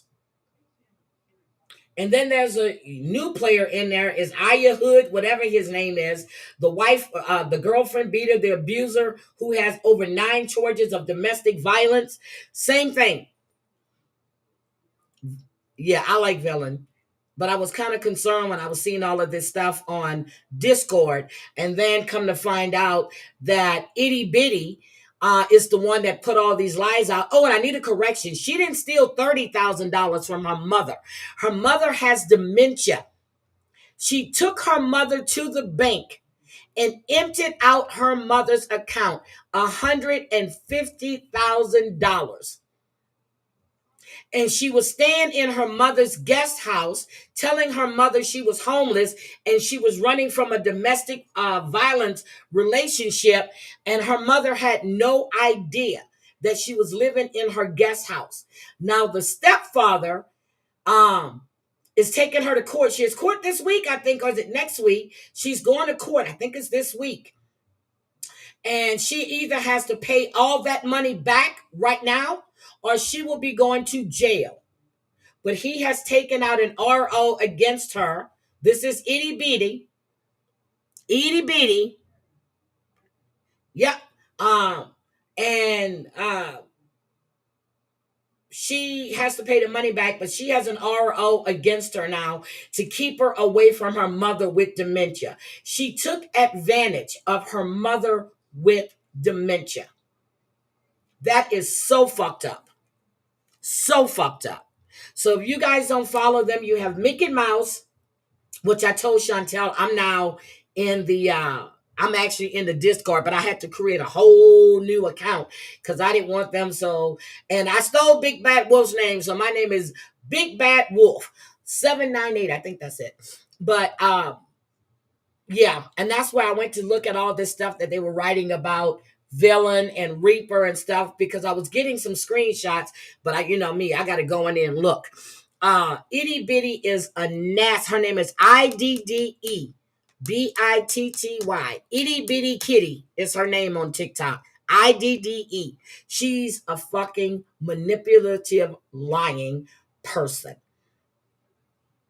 And I don't know what happened to Scam Slam, but I haven't seen her around lately. But and Jabri, the gerbil bee, bitch. Erica? There we go. We broke the story last night about a Department of Human Services employee facing welfare fraud charges. Tonight, we're learning new details about the case and Sierra Selden Ruffin's status at the agency. 24-hour News 8's Danny Carlson is live with what we know tonight. Danny? Well, Sue, we have been able to confirm that Sierra Selden Ruffin is off the job tonight, suspended without pay until the felony case against her wraps up. We also learned that all of this started through a DHS investigation, and that is what led to the criminal charges. Do you think the fact that she worked at DHS affected? Look what they're working at. They're working for the government. These people work for the government, and they're doing this shit. Yeah, Jabri, gerbil. DHS internal investigation at all? I don't think so. I think it's pretty standard process for the DHS investigators to go through investigating whoever it might be, and they tend to handle all investigations. Anything of a more serious nature, or a violent crime or a crime against a person, I'm sure we would handle an investigation for them. The fraud in itself, according to Michigan State Police Lieutenant Chris McIntyre, is not all that uncommon. So far this year, Michigan State Police in Kent, Ottawa, and Muskegon counties have handled 29 cases of welfare fraud. Sierra Selden Ruffin's is the only case involving a DHS employee. I don't think we have a kind of systemic problem within DHS. This is just a person that violated the rules, and they've got to pay the same consequences as anybody else would have to. Selden Ruffin is accused of applying for welfare last year, then not reporting changes in her household income, including not telling DHS that she was getting checks from family members. Both of those things contributed to her bottom line. It says, You're getting checks from family members. You're getting checks. It contributes to your bottom line. So you have to report all your income. And that's why Lori Jones is being reported. She is not reporting any of this. She's getting all this money and going back. I need 85 to turn my lights on. I need this. I need that. All this income she's getting off of Cash Apps and scamming people on TikTok. That's why she's being reported. And people think, oh, they shouldn't do that to her. No, the fuck she shouldn't. She gets $1,200 a month assistance. She gets food stamps. She gets TANF, and I forgot, she has Medicaid. And no, yes, she can. Yes, that's my goddamn money. That's your money that's being misused when she doesn't need it. The state says she took home nearly $3,000 in welfare benefits she wasn't entitled to. Oh, maintain your trust in the Department of Human Services. They're doing the right thing all the time, and this is one person, and you certainly can't judge an agency as large as they are based on the mistakes and poor judgment of one person. Now, we did speak with the DHS spokesperson tonight, and we asked if the suspect's mom, who is the current Kent County Director of Child Welfare, if she was the subject of any investigation.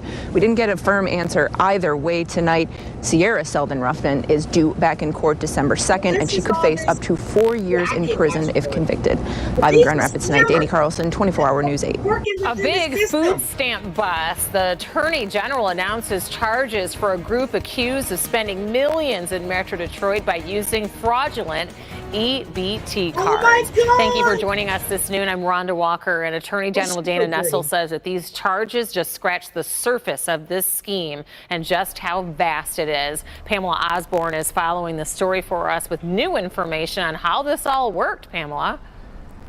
Rhonda, this was quite sophisticated. 8,000 EBT cardholders had their information and money from their accounts taken. That money was spent here to fund purchases at Sam's Club stores all across southeastern Michigan. And all investigators say this ring was responsible for making $4 million in fraudulent purchases. The unusual activity was first reported to state. I try to stay away from the Sebastian case. Okay, I really do, because they've forgotten about Sebastian. And I said yesterday, the only person that's thinking about Sebastian is Terry Lynn. And I see his father was up there with the little tears, okay? So I did see him up there with the tears. But the whole thing is everybody else has forgotten about that young man that's missing. He's not a boy. Bullhorn Betty keeps calling him a boy. He's not a boy. He's a young man. She lied about a lot of things, and that's why her ass is going back and forth to court. At first, I was feeling sorry for her, but I don't have any empathy for her anymore because they get in the way of an investigation. They cloud it with all this bullshit. And then when I heard JLR and Dolly talking about the sexting between Chris Proudfoot and some woman, who gives a shit? And about the mother having an affair, who gives a shit? There's a young man that's missing. They forget there's a young man that's missing. And it's almost a year. They forgot about Sebastian. You know, like the song, they forgot about Dre, you know, with Eminem. They forgot about Sebastian. That's what they did. And all the lies that's being put out, all the misinformation, that's why the barbecue lady is being hit. All of them, all these TikTokers that were up there talking all this shit that was working for or in cahoots with the parents, the stepdad, and the mother that's putting out all this information to try to throw people off. I do pay attention. I just don't talk about Sebastian case. I really don't. But some of this shit, it really pisses you off. It should be about that young child that's missing. Not a boy, a young man. I hate to hear you, because the boy is missing. No, it's not a boy. It's a young man. So that just pissed me off. So I do watch. I pay attention to the shit that's going on and the shit that's being said. But I haven't seen Barbecue Lady doing too much talking anymore, or the other one that she was with. They're not doing anything right now because their ass is being hit. State officials last year, the AG's newly formed force team, which is in partnership with Michigan State Police, investigated. 3 people were arrested and arraigned on federal charges last week. Damn. And here's what AG Dana Nessel is saying about the reach of this enterprise and how they profited. Well, I don't think I'm gonna do that. What happens in Michigan doesn't tend to stay in Michigan. And what we see more often than not in these types of cases is that you will have oftentimes victims over multiple states, but also that the merchandise travels. And so the majority of those 8,000 people who had money taken from their EBT accounts. Wait a minute. Her nipples are protruding through this damn dress. Do you guys see this? That's a big areola right there. Well, that's a big nipple. That nipple is smaller, so this breast is bigger than that breast. Do we see her nipples protruding through this damn dress? Now, you know there are little caps that you can put over that, so you don't have that imprint. I'm going to send you some, girl. They actually are residents of California. There were some residents here in the state of Michigan and other states as well. And again, investigators are saying this is still an ongoing investigation. They fully anticipate that more people will face these federal charges down the road as this investigation continues. For now, reporting live in Detroit, I'm Pamela Osborne, Local 4. According to court documents, 6 women in Allen County are responsible for stealing and misusing food stamp funds. It all started after the food stamp program mistakenly gave one of those women an extra $3,000 in her account. News Channel 15's Randy Speed joins us live tonight from the newsroom with more. Randy? Yeah, Mark, investigators say this happened after a power outage last summer, and that the funds were used between July and September of last year. Now the 6 women responsible are all facing felony theft charges. A probable cause affidavit says 22-year-old Dana Freeman of Fort Wayne is facing theft and corrupt business influence charges for her involvement in illegally using food stamps. It was her electronic benefit card used to pay for groceries with food stamps that received an extra $3,000 due to an error last July. That same day, the Family and Social Services Administration caught the error and asked Freeman to come to the office to fix the problem. But these court documents say she never showed up. Instead, it says over the next several weeks, Freeman and several others illegally used the extra food stamps at several stores in Fort Wayne. Some of the funds were sold to others. Stop. Pam says, Heidi, you don't miss nothing. I don't. But do they still give out food stamps like this in booklets, or do they do the cards? This document says Freeman sold $300 in food stamps to Betty Anderson for $150. I didn't know that. Anderson is the director of the voucher program at Fort Wayne's Housing Authority. We will do an internal investigation, not so much because we think that some of our funds may or may not be involved. I don't think that's the case at all. We have no reason to believe that. The Housing Authority's executive director has worked with Anderson for 15 years, and he expects to discuss this issue with her when she returns to work later this week. What? I don't know if the issue was correct. We believe the person is innocent until proven guilty in this country. And that's the premise that I'm going to go forward on. Millions of. We did try to reach out to the state's Family and Social Services Administration. The spokesperson there did tell us that no one can comment while a criminal investigation is on. Okay, we see all these crooks out here. Okay, so we're thinking about committing welfare fraud. Let's not do it. Okay, it's not worth it. Okay, it's not worth it. Not worth it at all. I remember I used to claim like 6, and then in the middle of the year I would change it to 0. Because I thought I would pay less taxes. Nope, that shit don't work. I might as well just let it come on out. But I find that when you use your 401k, if you do the 6%, the 6 or 7%, you come off better. So also on Court TV, just to let you know, if you guys like to watch trials, there's the trial of Chloe Driver, who stabbed her daughter to death. That's going on Court TV right now. And I think and they're also cracking down on these PPP loans now too. People are going to court. They're going to jail. So let's all be careful about that. I got to check on Andrew because they took out PPP loans, him and his mama. You know, PPP loans. They took those out. Let's see what's going on with them. You forgot to ask for a Christmas basket. So what are you guys doing for Thanksgiving? Because Thanksgiving is coming up in 2.5 weeks. Is it 2.5? Yeah, 2.5 weeks. What are you guys doing for Thanksgiving? Ow. And then we have people have Christmas decorations. I mean, I saw them yesterday. They were putting up their lights. Was that yesterday or no? Last week. It was last week. They got Christmas decorations and everything. You got a healthy benefits card that pays for my food and it comes from my health insurance company. Okay.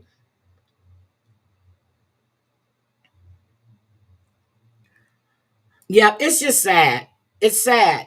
She's the only one out there, but they want to use um but they want to use her footage and everything and then talk shit about her. But I'm telling y'all, if y'all see something, see something, hear something, say something. Or hear something, see something, say something. Because if you're online and you're getting all of this government assistance, but yet you're getting all of this money, oh my God, I miss my brother deep frying turkey. And my sons. Oh my God. Oh my goodness. I was talking to Nathan Sunday and he had ribs and stuff on the smoker. So I'm talking to him and we talked for a long time because he had put the ribs on the smoker the night before. He's sitting there eating in front of me and I'm looking at how succulent these ribs were and I really wanted to jump through my screen and hurt him.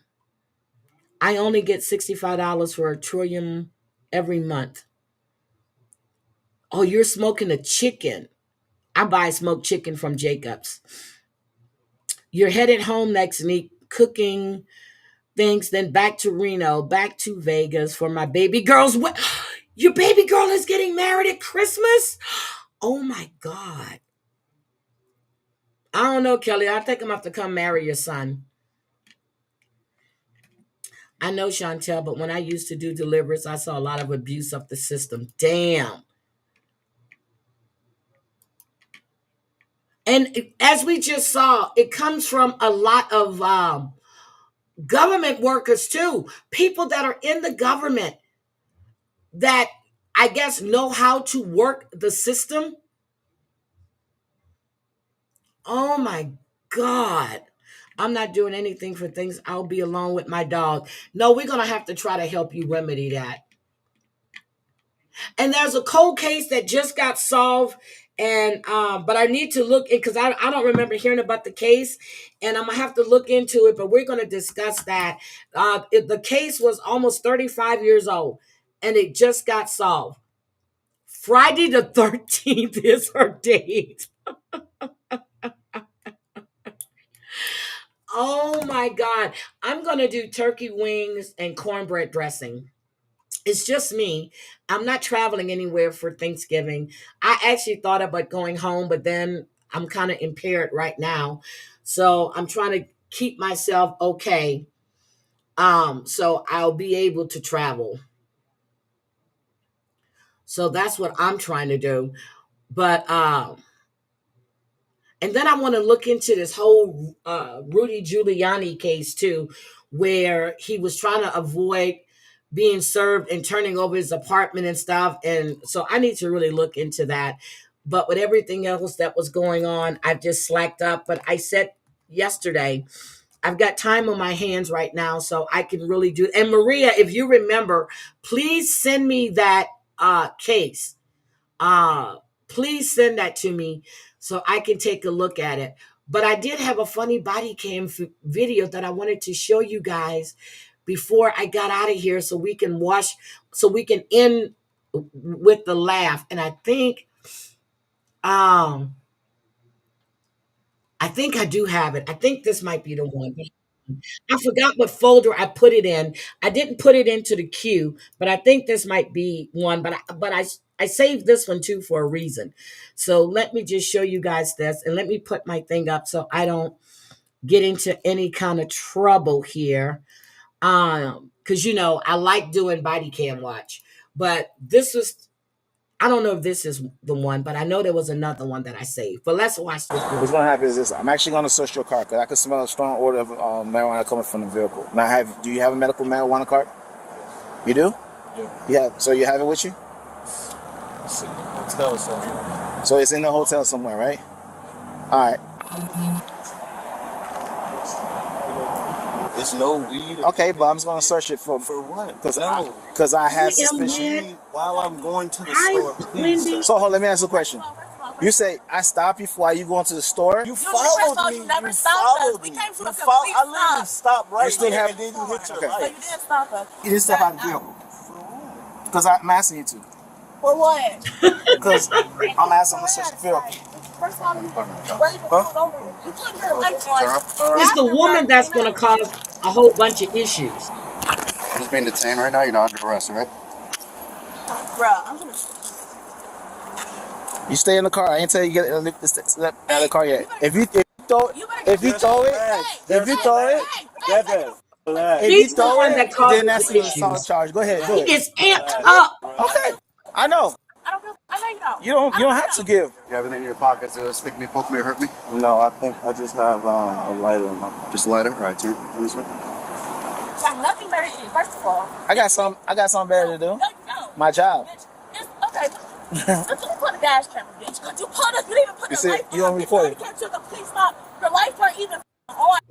Like, keep up the ignition. We going into the store. Because you didn't pull us over. First of all. You have possession of the vehicle. Sweetheart. You still have full control of the vehicle. Still in transport. Have a seat on the bumper right here. All right, I'm just gonna have a step out of the car. And I'm gonna search it. I'll lock the door. Did you pull over? Yeah, and then you step out of the vehicle.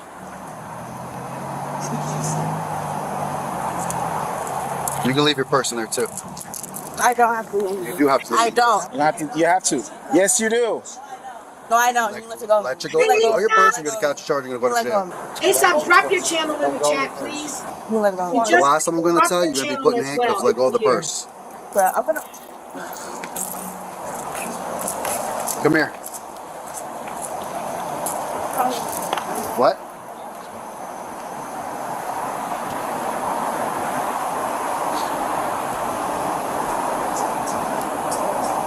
So if you want to use your phone for recording, that's fine, but don't make any phone calls. I will take the phone from you. You heard what he told her, right? Did you hear me? He ignored Did you hear what I said? Can you get away? Did you hear what I said? Can you get away from me? Did you hear what I said? Get away from me. Bitch, I'm not deaf, so you need to get away from me. Give me another pair of cuffs. You need to get away from me. You need to get away from me. For what? For what? For what? Because now you're not being cooperative with me, so you're going to be placed in handcuffs. I don't have to do nothing. You need to get away. Yeah. Hey, chill out. Yeah. Now, remember, the man was cooperative. Stop resisting. So you chill out. You're gonna get nervous. You're gonna get nervous. Cause she has to relax. Relax.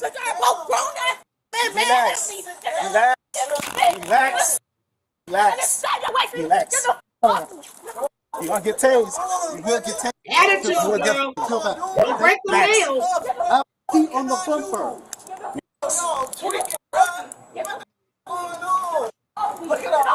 All she had to do was comply. Relax. Bro, look what you gonna go to jail for something? No, for what? Chill. Bro, we She can't resists. She resists. Calm down. Yes, she is. That's resisting. Bro, y'all see she upset. Yeah, it's on the body cam. Y'all can literally Just search chill. the whip. Y'all got everything. That's what I'm Listen, like, calm down. Calm down. Sit down. I know you're calm. Nothing. She's not calm. Easy. You don't have to know. We're trying to explain to her. She Yeah, don't want to please don't listen. use her name. I'm in the driver of the vehicle. They talking to me. Please, you see she unresponsive. But here's the You thing. see she not going to give you feedback. It's not about feedback. She's just going to get herself in a bigger hole. That's on her though. Straight. What is that? Whose body cam on the ground? It's all right. It's okay. His is on the ground.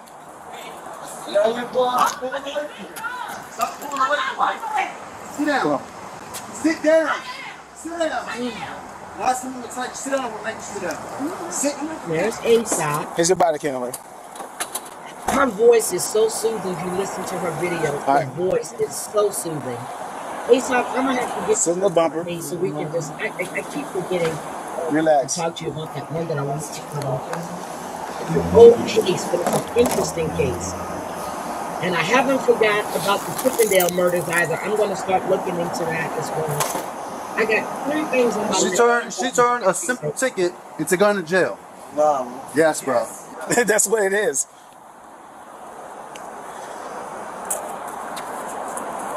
Your body cam wasn't on the whole time. My body cam was on the whole time. It was on the ground. It fell off. It was on. I told your other officer your body cam was on the ground. Okay. What does that mean? I'm letting you know that. Damn. Okay. Did he just got hit again? So then why make it difficult? So why I wasn't making it difficult. He seen how she was acting. She was already irate when you pulled the car over. She was already upset. I get that. And what can I do as the driver trying to talk to the officer and explain everything that's going on in the whole situation? What situation? And she sat down. What's going on? He smells weed?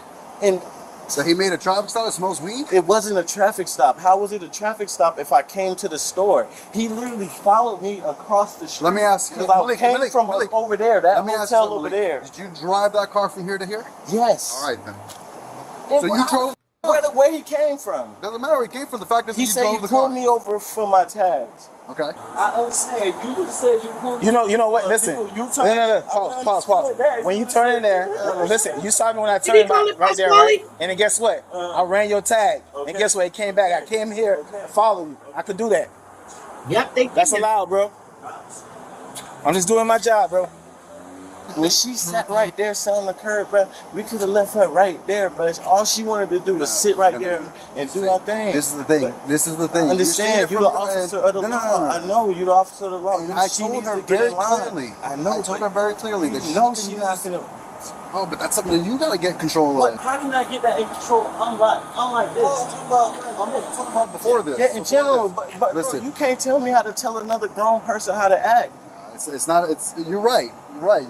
She's gonna have her own actions, but that's her problem. Yep, it is. That's her fault, not yours, not mine. That's true. The simple request I had for her was, you could use your phone to record. Feel free to record, but don't call anybody. And there's a reason for that, right? I just met you 5 minutes ago. I know she's thinking, Mariah, I'm going to jail. She need to call my dad. That's who Card is. She probably thinking, Pops, something going on. That's probably why she was trying to call. Well, then guess what? All I seen from my end is her pull out the camera and you instantly grabbing her arm and hemmed her up. I need another pair of cuffs. He ran over the camera and wants to ask for another pair of cuffs. It's all on camera. It's all on body cam. Okay? I know for sure. Which is fine. If she wants to record, I was cool with that. That's right. But at the end of the day, she's an adult. She's got to be responsible for her actions. If she was worried about something, how about, all right, officer, I'll get out of the car. What is going on? Is he going to jail? 100% I would have been like, as of right now, no. He's just being detained until we finish the search. That's it. Yeah, you are being arrested. Thank you, Jess. For resist. You and resist an officer. Your community tab. They gave you a lawful command as well. Which I don't know why you did that for. That's not how that worked. See, you guys watch too much television. She's in the car. Yeah. Acting a fool. You know, chill with him while I stand with her. Just hang out with him for a minute while you deal with her. Step on outside, ma'am. I'm gonna talk about shoes. What? In a second. My shoes. Step on dimples in her leg. Yep, Chantel has a great channel. I told her to drop her channel. Hi, Gypsy. Exactly, Gypsy. They don't know what they're rolling up on. Yeah. Hey, what's the password to your shit? My phone? You gonna leave with me, right? Yeah. Alright, what's the account? She can take her ID and then everything else, she can leave it. Whatever. I can't hear her. We'll give you a chance. Wait. Do you have anything you understand what weird sickness? I don't know. Okay, what do you mean you don't know? Do you have any needles? Do you have any weapons? Not that I know of. You see how uncooperative she is? Not that I know of. Not that you know of. That's yes or no.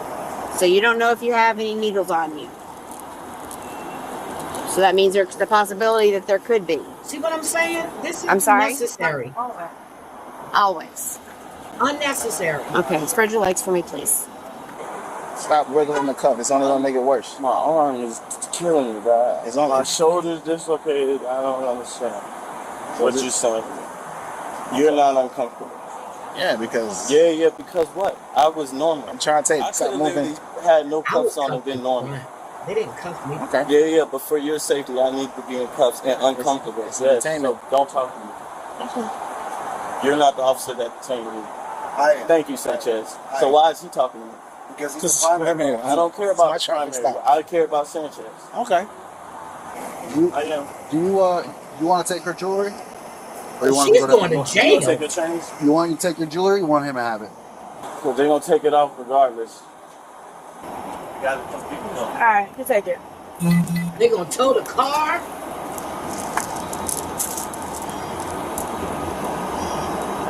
All she had to do was comply. And it was left her sitting right there.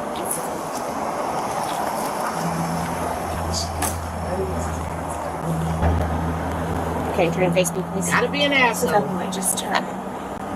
Well, I don't want to break it. Oh, that remind me of Savage's song. I'm not. Gotta be an asshole. I'm trying to be gentle, and I can't. It's all twisted. You know what? You can just sit in the car. I'm not. She's giving me her because I asked her to turn so I could get the thing and not break it, and she's being difficult, so they can take it off her at the jail. So She's no, being difficult. no, I'm not playing the game. I didn't do anything. I'm trying to be nice, and she wants to be that way. That's her business. They can. I don't do the piercings anyway. So the nose piercing and all that, so they can just take it off her at the jail. Right, she's good there. She's good like that. Not just. Sorry. At the end of the day, Malik, she could be mad at us, you could be mad at us, and all that other stuff. But at the end of the day, your and her actions will let you guys. I'll let you guys see. Not me. Not him. Not her. You want get her ID? Yeah. Let me get it out. So I don't know what it is about this generation that everybody thinks it's everybody else's fault. Yep. Yeah, I didn't do anything. But at the end of the day, like I said, your actions and her actions got you guys to where you're at right now. All right. So you're still not free to go. Let him finish what he's got to do. I don't know if he's gonna write you any tickets or anything like that. So just hang on, all right? Hear me? Yep. He got let go. She got charged. But that's her. Okay, I'm going to go. But I'm going to let you guys know when I said I didn't eat yesterday. So I did cook yesterday. I just didn't have an appetite to eat anything.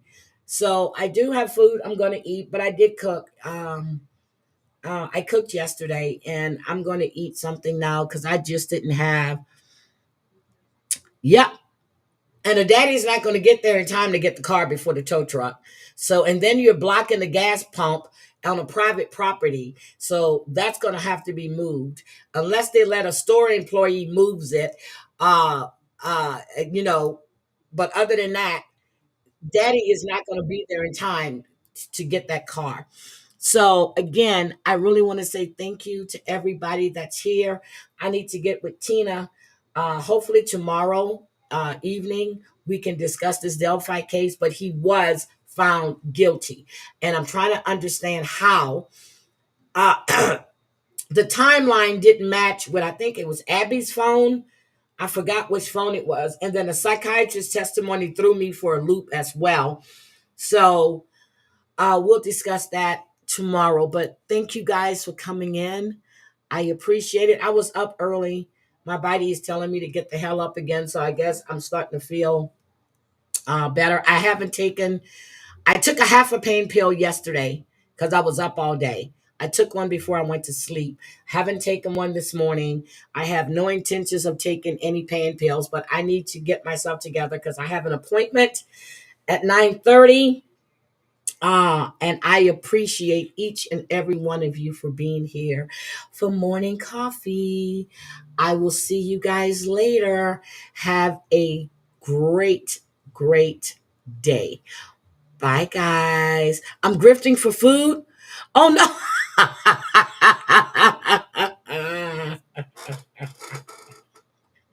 I'm going to really start start grifting. Y'all got to remember, Sundays is my grift day, and I haven't been happy with the plates lately, but we'll discuss that on Sunday.